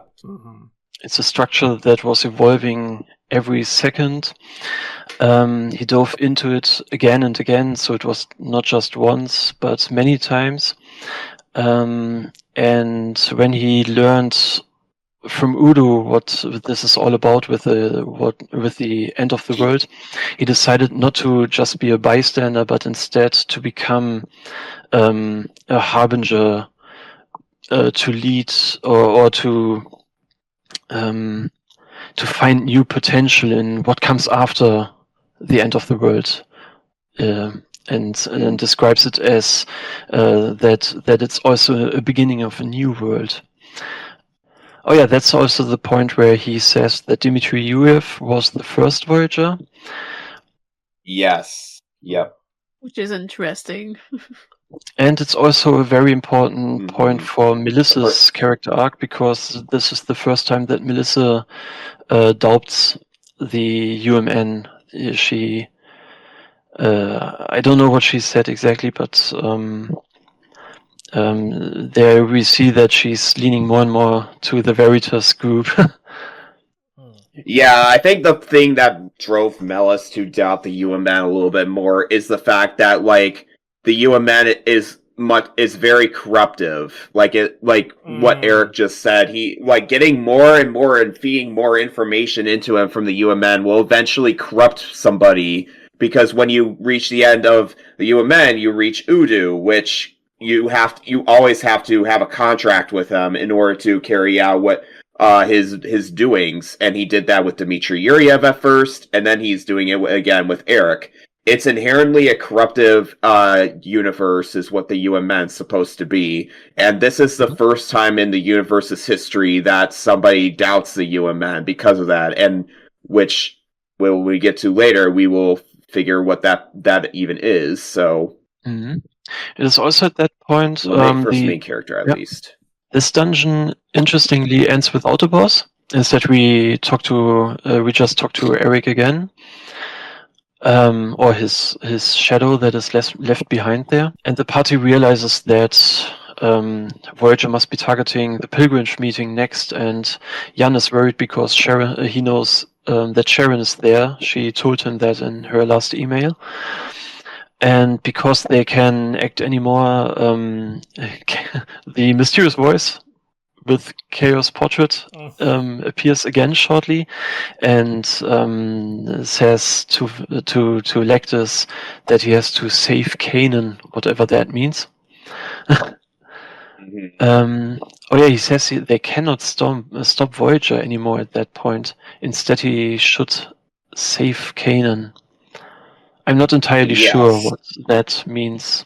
It has to do with something related to what Lactus, aka Kanan, eventually does in episode 3, where he confronts Voyager for the final time and basically uses them to be a part of the compass of order and chaos, is pretty much what it is. But when Chaos said it at the time, he basically told them to, no, you have to stop growing more towards being a part of the Kanan, aka the person that will be coming across has the factor to be able to be turned into one of Voyager's beings, or not Voyager's beings, Wilhelm's Wilhelm's testament is what it's supposed to be. Yeah.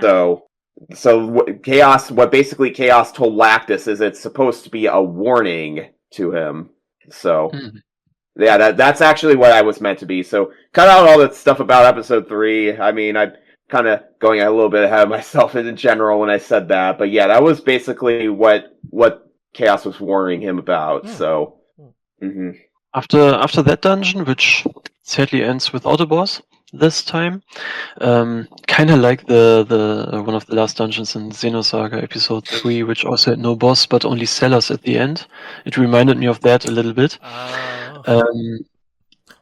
We cut to the second scene with the pilgrimage meeting, where Sharon notices that Sergio's words sound like brainwashing of some kind, but then Joaquin appears, and before anything else, the screen flashes, and Voyager, like I said before, Voyager seems to be taking Joaquin and Sharon out of there.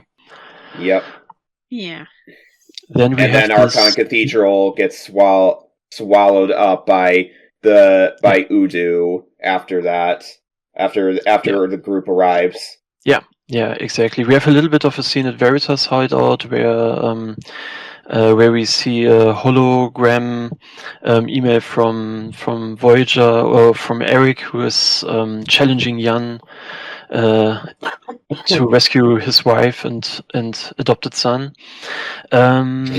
Like you said, then the people disappear at the pilgrimage meeting, and we get to the final dungeon, where reality and virtual reality seem to collapse into each other, and we have this crystal-like dungeon with the Udo waves in the background. Yep, and if you remember from that one area in episode 3, this is basically where it's taking place. This is basically Zara. This is basically Wilhelm carrying out Zarathustra, and that's what this crystal is supposed to represent. That. Yep, that's a big pattern there. So yeah. Let me see. Okay, there was a brief moment before, again, with Dimitri Yurev, who appears now in pain because he feels that Voyager has awakened Udo, but the path to Lost Jerusalem isn't open yet. But that happens. And then we continue with the last dungeon, which goes into the boss rush eventually, and then eventually to the last confrontation with Voyager. Mm-hmm. Are you this far, Justin? Oh yeah, I am on the final boss. So. Oh, nice. That is so funny. We caught up to you.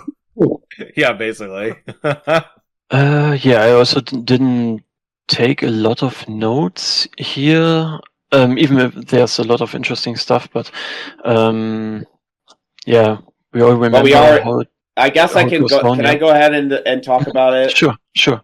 Yeah. So we go ahead and go into the room that's where the Zohar is kept, right at the bottom of Archon Cathedral, and we come across Voyager in his robes and with his hood covered up, and we see Sharon and Joaquin being brainjacked by Voyager in the flesh, and then once Jan comes up and tells Sharon and Joaquin, stop it, please, don't listen to Voyager, but they could not listen because they're already brainjacked fully, and Jan was separated by this weird wall that Voyager put up as well. And then after that, he kills Sharon and Joaquin right in front of him, as the iconic scene that we've seen many times before. Jan panics hard, like pretty much so, and then afterwards, we then fight Voyager. Is there anything I missed there, Fox? Right. No, I think that's pretty much how it comes to the first phase of the Voyager fight. Yeah, the first phase of the Voyager fight, and then you go down to halfway of his HP, and then Jan then confronts Voyager, and what does Voyager say again? Voyager said something about what was it? I think. Oh no! It was a scene about Bugs, right? Bugs came in, and then he. Yeah, Bugs tried to say like something along the lines of like, "You weren't like that before. What happened? Whatever." Bugs was trying to like bring him down with him, kind of thing. Yes. Yeah, Bugs has. That's This is what I mean by the programming flaw that Bugs has, because as he sees Eric as a paternal father figure, his programming is that he always must talk down to Voyager and he must always bring him back to Earth.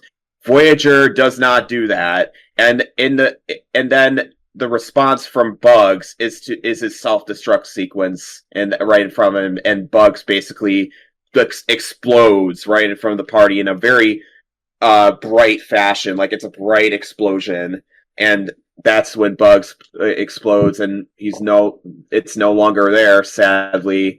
But in doing so, Voyager gets very much damage, and he becomes much more weaker. But at the same time, he is able to be much stronger in his next phase, where he's weak to. I believe he's weak to fight. Wait, hold on. I have it in my finale notes. I think I made him weak to fire. Yeah, he's fire weak and to, I think beam as well. Yeah, fire and beam. So you're able to attack him with fire and beam attacks, where he was originally resistant to it before. Yep, and then you were able to take care of him pretty quickly. Okay, go ahead. Sorry.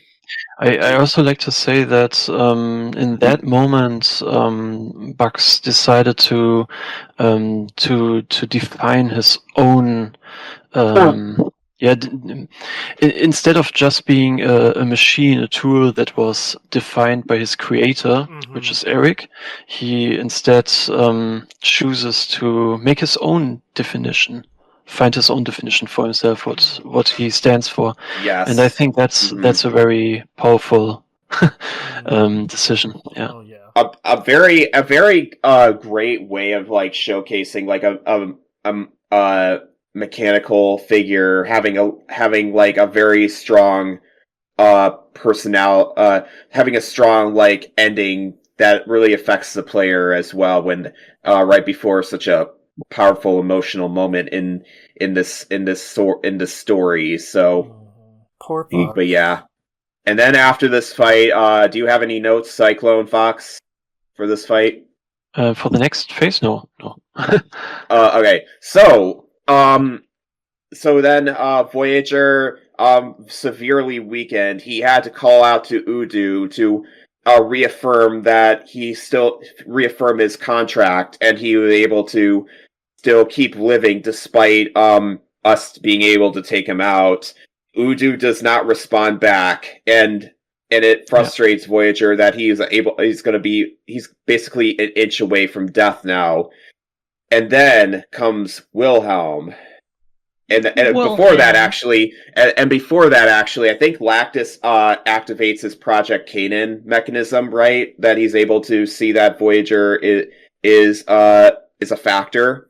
And then comes Wilhelm after that. Wilhelm comes and tells him that, like, if you want to make if you make your promise to me, you will be able to sufficiently have eternal life within you. And then Voyager then changes his contract to be with Wilhelm's desires instead, and becomes the Black Testament. And then they go ahead and fight the Black Testament now. And the fight is the fight has this amazing boss theme by Bob. It's really cool, and yeah. Yeah, that's the point where we finally get the Black Testament. He changes his white robe into the black one. And the background was also very interesting of that fight, because what we see, there's actually a noses. That was a detail that Forrest told me at some point. In the original battle background of the original game, I couldn't quite make out what that thing in the background is. I thought it was some, I don't know, black hole or stars or something like that. Gnosis. Okay, interesting. Yeah, because in episode 1, there's a brief flashback near the end with Ziggy. Yeah, it's like that day, and it has a flashback of. It's the Ein Gnosis. Yeah. It's the Ein Gnosis right there. Mm-hmm. That's right behind. That's right behind the Black Testament. I think the name of the Gnosis was Einsof, I think. Was it? No, it's Ein. It's Ein Rugel, actually. Oh, thanks. Yep, I have that in my notes. So the Gnosis is right behind him, and then we eventually take out. Well, we don't take out the Black Testament. It cuts the battle halfway. And then we don't even see his HP, by the way, for all the phases, even with a scope with him. You do. I can see his HP. Yeah, actually, you do. You probably had the scope on Bugs, but that is okay, because you don't really have to know how much HP he has. Yeah, I'm in the middle of the fight right now. Yeah, I can absolutely see his HP and the weaknesses. Mm-hmm. Yeah, but Bob made a really great piece of music for that fight. It is. And it's a good song. Yeah, I like how the background turned out. It's based on the background from the scene from Xenosaga Episode 1, where Jan has a very brief flashback to Voyager. Yeah. Well, we already talked about that. But anyways, after the fight, then the Black Testament or Voyager tries to tempt Jan to come with him, because he's part of the Factor, and he knows that, like, if you are able to keep on living, you'll be able to be as powerful as I am, similar to like the whole Darth Vader moment. Basically, since you lost basically everything that was meaningful to you, you lost Sharon, Joaquin, McCallum, and Mikhail as well. That all these things are reasons for you to like have a way to basically come with him and live forever, basically. Jan takes out his gun and then waves it around in front of him. They have a little bit of a talk. Melis screams at Jan to stop, and then puts it on his forehead and shoots. No! By the way, I am in sync with you as you're saying this. Wow, that is awesome. Justin, crazy! Literally in sync with you as you're saying this. Oh my god. That's crazy. Fox, do you have anything for this next section? Only a few things. Lectus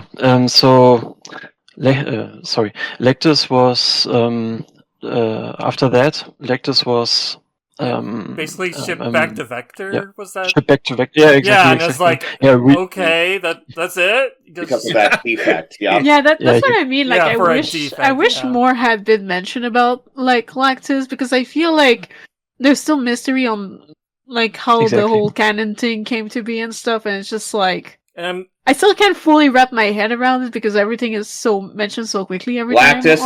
Lactus has probably been reprogrammed to become the canon that we know. Probably what happened. Well, so I do think it's interesting. Melissa just makes a comment right now in my game where she says, "But when I last saw his eyes, he didn't seem like a Realian with a flaw in his brain stem." Yeah, the word I was searching for was recall. He was recalled by Vector because he's supposed to have had some defect or something, which is not the case. It's not the case. They just want to rewrite him. And nobody believes Melissa's account on all that has happened there. I forgot what she said about Jan. She says even though she did not agree with the suicide, but she could understand why he did that. Mm-hmm. And then she gives a brief. It's that basically all his emotions basically left him at that point because of all the trauma that he felt like he was nothing and not worthwhile to the world, and that's what came to it. That's what led him to do what he did. So she says, since I'm at the part right now, as for the captain, the fact that I failed to stop Jan Sawyer's suicide haunts me to this day. Not once did I feel that his actions were unjustified.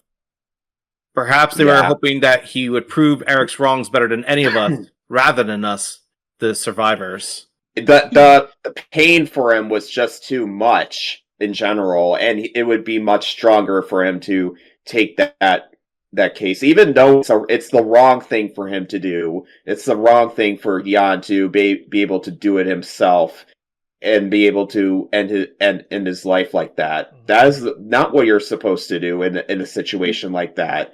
But he did that because the pain was much stronger, and he felt like death would be the next option to relieve that pain or relinquish that pain. So, it was also his way to resist Voyager at that point. Yes. Yeah. So, we get a brief overlook how the political situation of Abraxas changed after that. How it basically became a dumpster fire. Yeah, so Sergius blames the Federation for all the stuff that happens, and Dmitry Yuriev organized, I think, a big military operation to get the upper hand, and the planet itself was renamed from Abraxas to Mictum, which is the planet where Xenosaga episode 3 starts and ends. So it's a very important location for that. As we later know, that's also where where Zarathustra is, and it's also an important name for Xenogears, because if the laws are connected, this would also be the place where Fae comes from and where Dios was constructed. So quite an important place. Not Faye, Abel. It's Abel. Oh, thank you. Yeah, of course. Yeah, it's Abel. Yeah, and Melis not only joins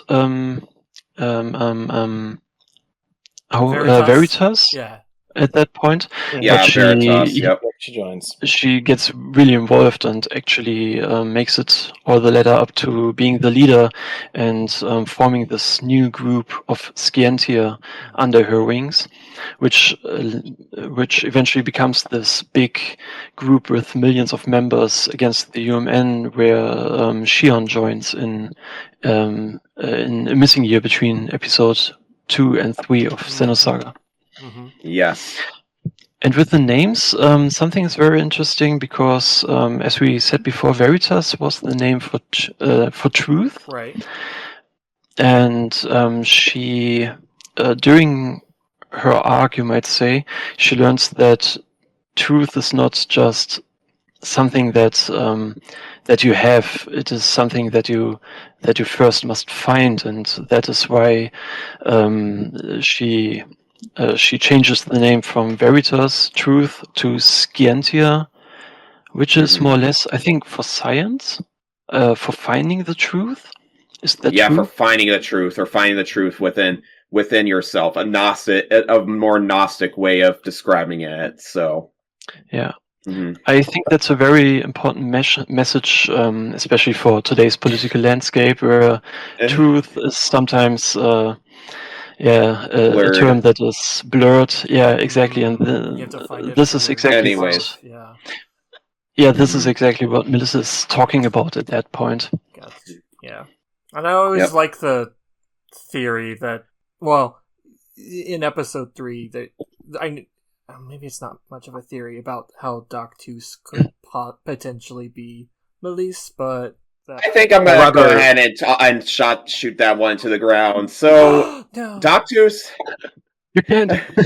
No, I'm not shooting her. I'm shooting the idea of it. So Doctus, honestly, is a mysterious character regarding this series. My theory around her is that like she is like an ancestor to Melis. Like her ancestors is Melis, and then she eventually the leadership roles get passed down from 100 years later onto Doctus, which I would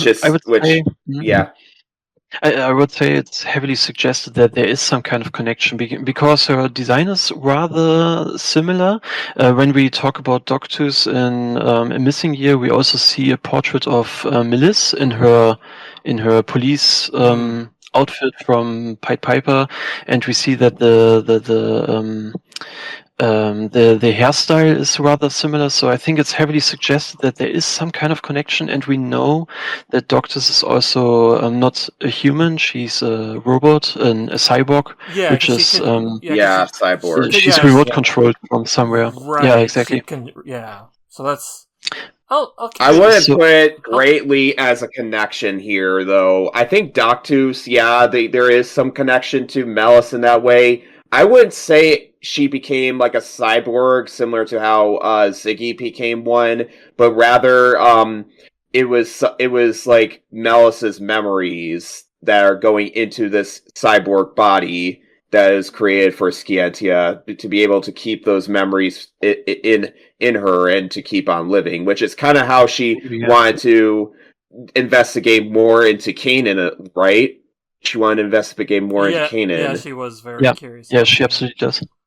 She was very curious about Kanan. That's interesting because of the connection between Melis and Lactus. It's also not noteworthy that her character is just very different to the Melis we know. True. Of course, we don't know how much a character may change over the course of 99 years or 100 years. We don't know this. But I think the idea from Luxqaer there that she is not directly Melis, but maybe she's her related daughter, she has her granddaughter, memories, or something, or has some kind of like connection from those memories. So I like very that idea. The memories, I would say, are very fragmented. So I can say that's where her origins came from. Okay. Yeah, I would agree to that. Yeah. Okay. Yep. And then let's go on to the final moments of Melis talking about how coming to the conclusion about what kind of person Voyager is, and she declared her as declared Voyager as the Pied Piper of Hamelin. There was some also other stuff after that line, but I can't remember specifically what they were. So I think it was more so like saying those actions that the Pied Piper of Hamelin did, like him playing the flute, is very similar to like how Voyager was able to lure everybody in and basically cause the chaos of Abraxas in a way. That's why I kind of like have an unofficial name of Voyager and calling him the Pied Piper of Abraxas, because it's the same kind of way of describing what happened to Hamelin in the folktales. So that's pretty spot on. Yeah, she also says that Jan was able to break free from the Pied Piper's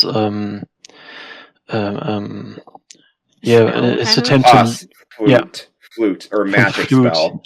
Exactly, and she wonders if he is still out there wandering through, I don't know, the collective unconscious, the UMN, and she will try to make the world a better place for the time when he eventually comes back. And in that post-credit scene, we see Ziggy being created. Yep. Yeah, I like that animation. First time there. And that's it. That's Xenosaga Pied Piper. So we did it. Let's go ahead and talk about our final thoughts on this game. Yeah, I really liked it. It was nice to be able to finally play it with visuals and see the story with some visuals and not just a script. I agree to that as well. Yeah, agreed. And I don't know, it gives me also a better appreciation of Ziggy's character Oh yeah, totally. And yeah, I wish it had been more, available at the time, but I'm glad that we finally got to fully experience this chapter of the Xenosaga series. Same. And more people as well. What about you, Justin? So I think this is a game that is especially interesting to me because it feels like a game that is punching way above its weight in a lot of ways in terms of just the scope of the story and how it's trying to tell various aspects of it. It's not something that I would have expected out of a phone game from the early 2000s. So it's impressive. The scope of it, the scale of the story, also just the themes of the story. Throughout my playthrough, I was actually thinking to myself, I'm like, I wonder if this game, they couldn't do this on console, because some of the stuff and some of the imagery in this game is honestly pretty darn dark, even for this series. And I seriously wonder if because a lot of people are asking, man, I've often heard people ask, why wasn't this a console game? And I seriously wonder if ratings prevented that, because it's possible, because even Xenosaga sometimes I feel treads on the very tight rope in terms of what this Justin, this game's honestly pushing things that Saga wouldn't even do, at least, with all the kids' death and the suicides. Oh, yeah. Justin, so I would definitely refer you to my history video talking about the history of Pied Piper, because I think it will answer your question there. So yeah. Because there's a part of me that's almost wondering if maybe 2004 was kind of the Wild West of mobile games. They were able to get away with this, because I saw things in this game that I was surprised to see in this kind of a RPG. Right. It's actually interesting because the way this game is paced and the storytelling, it almost feels reminiscent of older RPGs, some old Japanese PC RPGs, which I get that feeling too. If any of you guys are familiar with some of those games get wild. And this kind of evokes some of that same vibe to me, and I think that's really, really cool. Yeah, no, I totally agree with that. I already mentioned the similarities to from Pied Piper to older PC games like Doom and older adventure games and stuff. So that's why I kind of brought that up. It's an agreeable point. I feel like Fox has a lot to say about Pied Piper, so I'm going to save his for last. But I already mentioned earlier that I was not a fan of the story at first, but playing the fan recreation really, really changed my mind on Pied Piper. And that has to do with probably one of my most favorite characters in the series, Melis and Jan, and how their character development is so emblematic of of Sorya Saga and Takahashi's writing style, in them having such a very strong, deep connection with the characters and the villain of the story, Voyager, the UMN, Dmitry Yuriev, the whole emblematic part of the whole thing. And with Jan in specific, he came to be much more of a stoic character. He always focused on strategy and being able to fight just with his coronation, until he eventually learned the truth from going unconscious at one time and being able to see everything much more clearly, and then learning about the Zohar, and then talking with Sharon a little bit more, and knowing that they're the same. They have the same kind of things as them, and confessing their love to each other. Yeah. Which ends up breaking Jan even more with seeing Mikhail's death, and then Sharon, and then ending it off with Sharon and Joaquin's death. The tragedy after another, just in that short period of time, really, I feel like it made him less emotional at the end, because he was more emotional in that long cutscene. He was able to break out of that stoicism, but then later on, he became breaking down and going backwards in his psyche, and it ended off as a way of not joining with Voyager in the end, but instead, because he ended his life, he thinks he will be much more stronger in that fashion and go back to those emotional those emotional points, which then led to what Ziggy is now today, that the stoic character that is always stoic until he saw Voyager again in episode 2, and then he became much more of a stronger character, along with being able to meet Yuli for the first time, which made him reminded him of Sharon a little bit more. Yeah, so for sure. Though Yuli definitely had, more issues than Sharon. Right. But it was interesting still to see their character growth all together in Xenosaga. And then Melis, I think I originally thought that Melis was my favorite character in Pied Piper, but now I think it reaffirms that she is my favorite character, one of my favorite Xenosaga characters in general, because, she started out as a complete immature person that, didn't think much about how to be Jan or the captain, or just become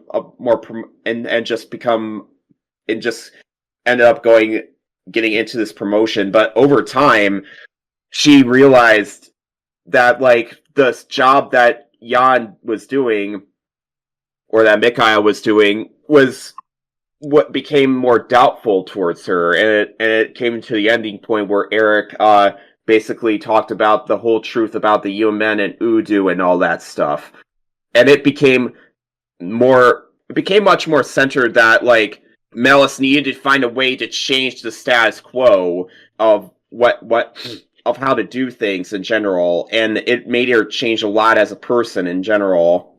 Yeah. And it's kind of the same way with Jan in a respect. She goes through a lot of tragedies with Mikhail's death and McCallum's death. Even though I feel like Melis didn't have a personal connection with McCallum, I think she felt it a lot more with Jan in particular. As well as all the children's deaths as well. I think the children's deaths were which made her lot more doubtful towards the UMN and become much more of a maternal figure in a way. And then it ended off with Jan's death as well, and that's when it eventually broke her. That was the breaking point, where Jan's was much more slower and methodical. The breaking point for Melis was right at that moment, and it wasn't really mentioned, but I think Melis was hospitalized, right? In the epilogue, was it the case? She was hospitalized for in a mental hospital or something, trying to recover from all this tragedy or something like that. Something like that. Yeah. It was mentioned, yes.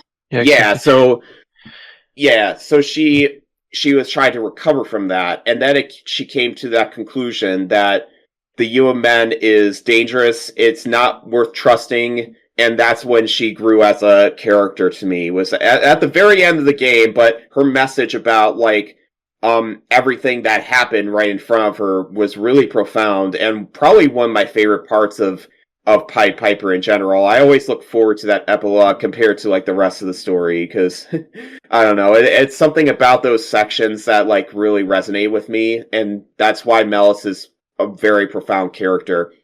And because of those two characters, and being able to experience the immersion of the world that's in Pied Piper, that made it one of my second favorite Xenosaga story after episode 3. I know, episode 1 has a lot to it and stuff. I feel like Pied Piper is a much more, not only is it much shorter, but it has a much more stronger story and character dynamic to it all. So, but yeah. That's my thoughts on the whole game. All right, how about you, Fox? Yeah, I can't actually add a lot to that, other than I think it's still unbelievable that this has basically been lost media, was never translated over here. I am so happy that I was able to somehow make this happen and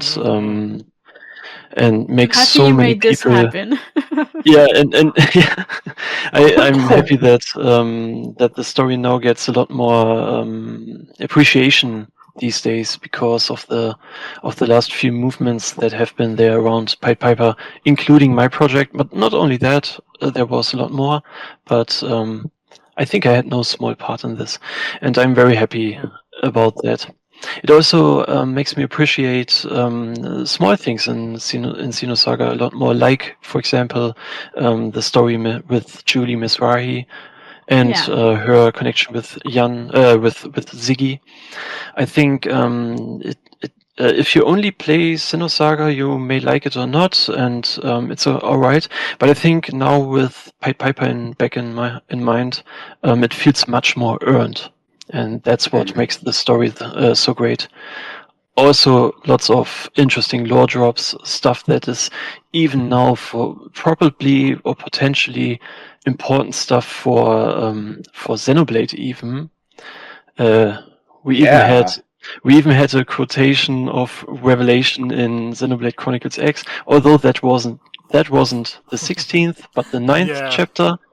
But very similar. When that came up, I almost shit my pants. Yeah, when I saw the whole religious thing going, I was like, oh, there we go. Here we go. The Xenosaga is leaking in. When Tatsu wondered about the existence of, or if God was alive, I was like, okay, we're cooking here. When Takashi cooks, he really cooks. Yeah. And for time's sake, I'm just happy, and Luxqaer said it best just now. Yes, but I'm just happy I've been able to experience it finally and actually play something rather than try to read scripts that are here and there on the internet. Yeah.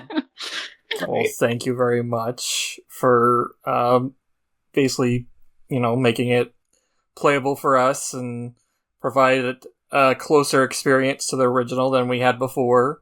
And if you haven't played the Xenosaga fan remake, everyone, please go to itch.io. Please do. There will be a link in the show notes for sure. But thank you everybody for joining for this discussion. We've definitely been wanting to talk about Pied Piper for a long time. Probably even before the fan remake. It's been on our list of things, but waiting this long was perfect. I guess it paid off. It paid off now that there's a remake. Yeah, a remake, and both of you two, Bob too, everyone for discussing this. This was a great discussion. Thank you. Couldn't agree more. Yes. All right. Thank you all for all your time and I'm always happy to ramble about Xenosaga, or at least this time I listened a bit more than ramble, but still I love rambles about Xenosaga because I love Xenosaga. I just think it's kind of great that I was able to finish this midstream, mid podcast, not stream. That's great. I'm used to saying streams. And you know how I love rambling about connections between two different things, as I said in like the beginning hour of the video, or the podcast. Yeah, but I mean, there's often connections because Monolith likes to do connections or like wink wink at some of their things they've used before or whatever, like some similar things. So it's always interesting to see when some teams from either Xenosaga or Xenogears come back into the Xenoblade series. Right, exactly. All right, I think we'll call it there. It's according to mine, it says over 4 hours, so I don't know. 4 hours, 8 minutes. Yeah, we're gonna cut down a lot, I would say. I'll try my best, but but I mean, worst case, people will have a longer episode. It's fine. Yeah. It's not like it didn't happen before. Yeah, it'll just take my internet a long time to upload. But anyway, all right. Thank you very much, everyone, for joining, and everybody for listening. And have a good night. Play Pied Piper. See ya. See you on the other side. See you.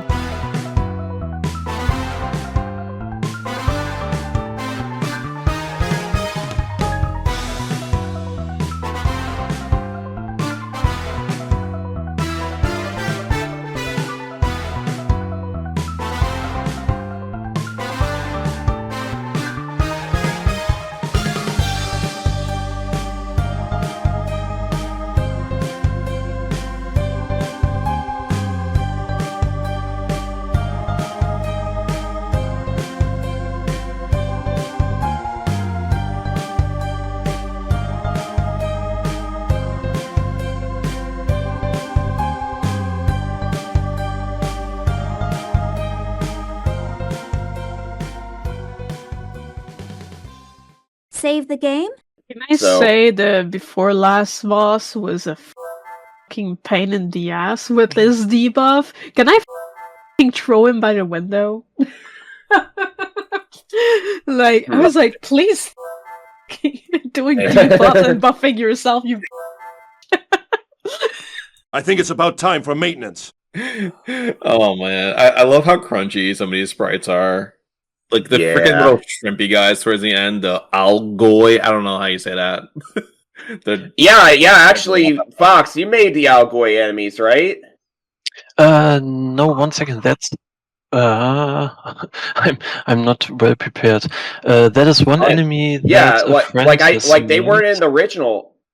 Yeah, it's really original enemy. Yeah. Huh. Let me check. Shrimpy boys. Very nice. So that's a new enemy then. Yeah, that's still from the time when we didn't have the original game, and I had too little enemy variety at that point for Eric's mind dungeon thing, and so I asked someone in the team if they could just make a new one, and I told him that I'm imagining some tentacle monster or something like that, which is absolutely not what the original enemies there were, but I had no idea, so we just made that, and I think after he came up with the design, I came up with the name, and so things, worked out like that. Like, that's a really cool enemy, actually, because, like, it wasn't in the original game, and I was, like, really surprised about that. And that those enemies are, like, really annoying, too. Like, they're immune to fire, but the other enemies are weak to fire, like those Nuraya enemies, but they're weak to ice, but the Nurayas are resistant to ice. So they're like, it's like kind of like a cycle with these things. And they also are very fast too, and wow, that's a really cool enemy, so. And they also do a lot of poison, so they they poison you, which is also annoying. All the annoying things. Yeah. I love those enemies though. They're a great addition. So who made the Algoy enemies again? Let me check real quick. Can you DM me that, by the way?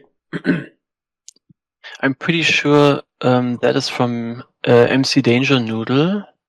MC Danger Noodle. Okay. All right. Let me go back to my notes real quick. That's cool. Ooh. Okay. MC Danger Noodle, I think, also contributed a ambient piece of music to the soundtrack, right, Cyclone? Not he himself, but like a friend of him. That's right. Edward Lippman. Don't worry, I'll protect you. Guys, look. Oh, sorry, you cut out. You cut out. I think Discord hates you. Hopefully, I was too crazy. Hopefully, I was too loud there for a bit. Yeah, you might have peaked a bit. You peaked and robot. That's what happened. It's okay. Typical Discord behavior. Well, that's all right. At least, yeah. At least you're here. Yes, I am here. Is there a need for me to do this? Okay, good job.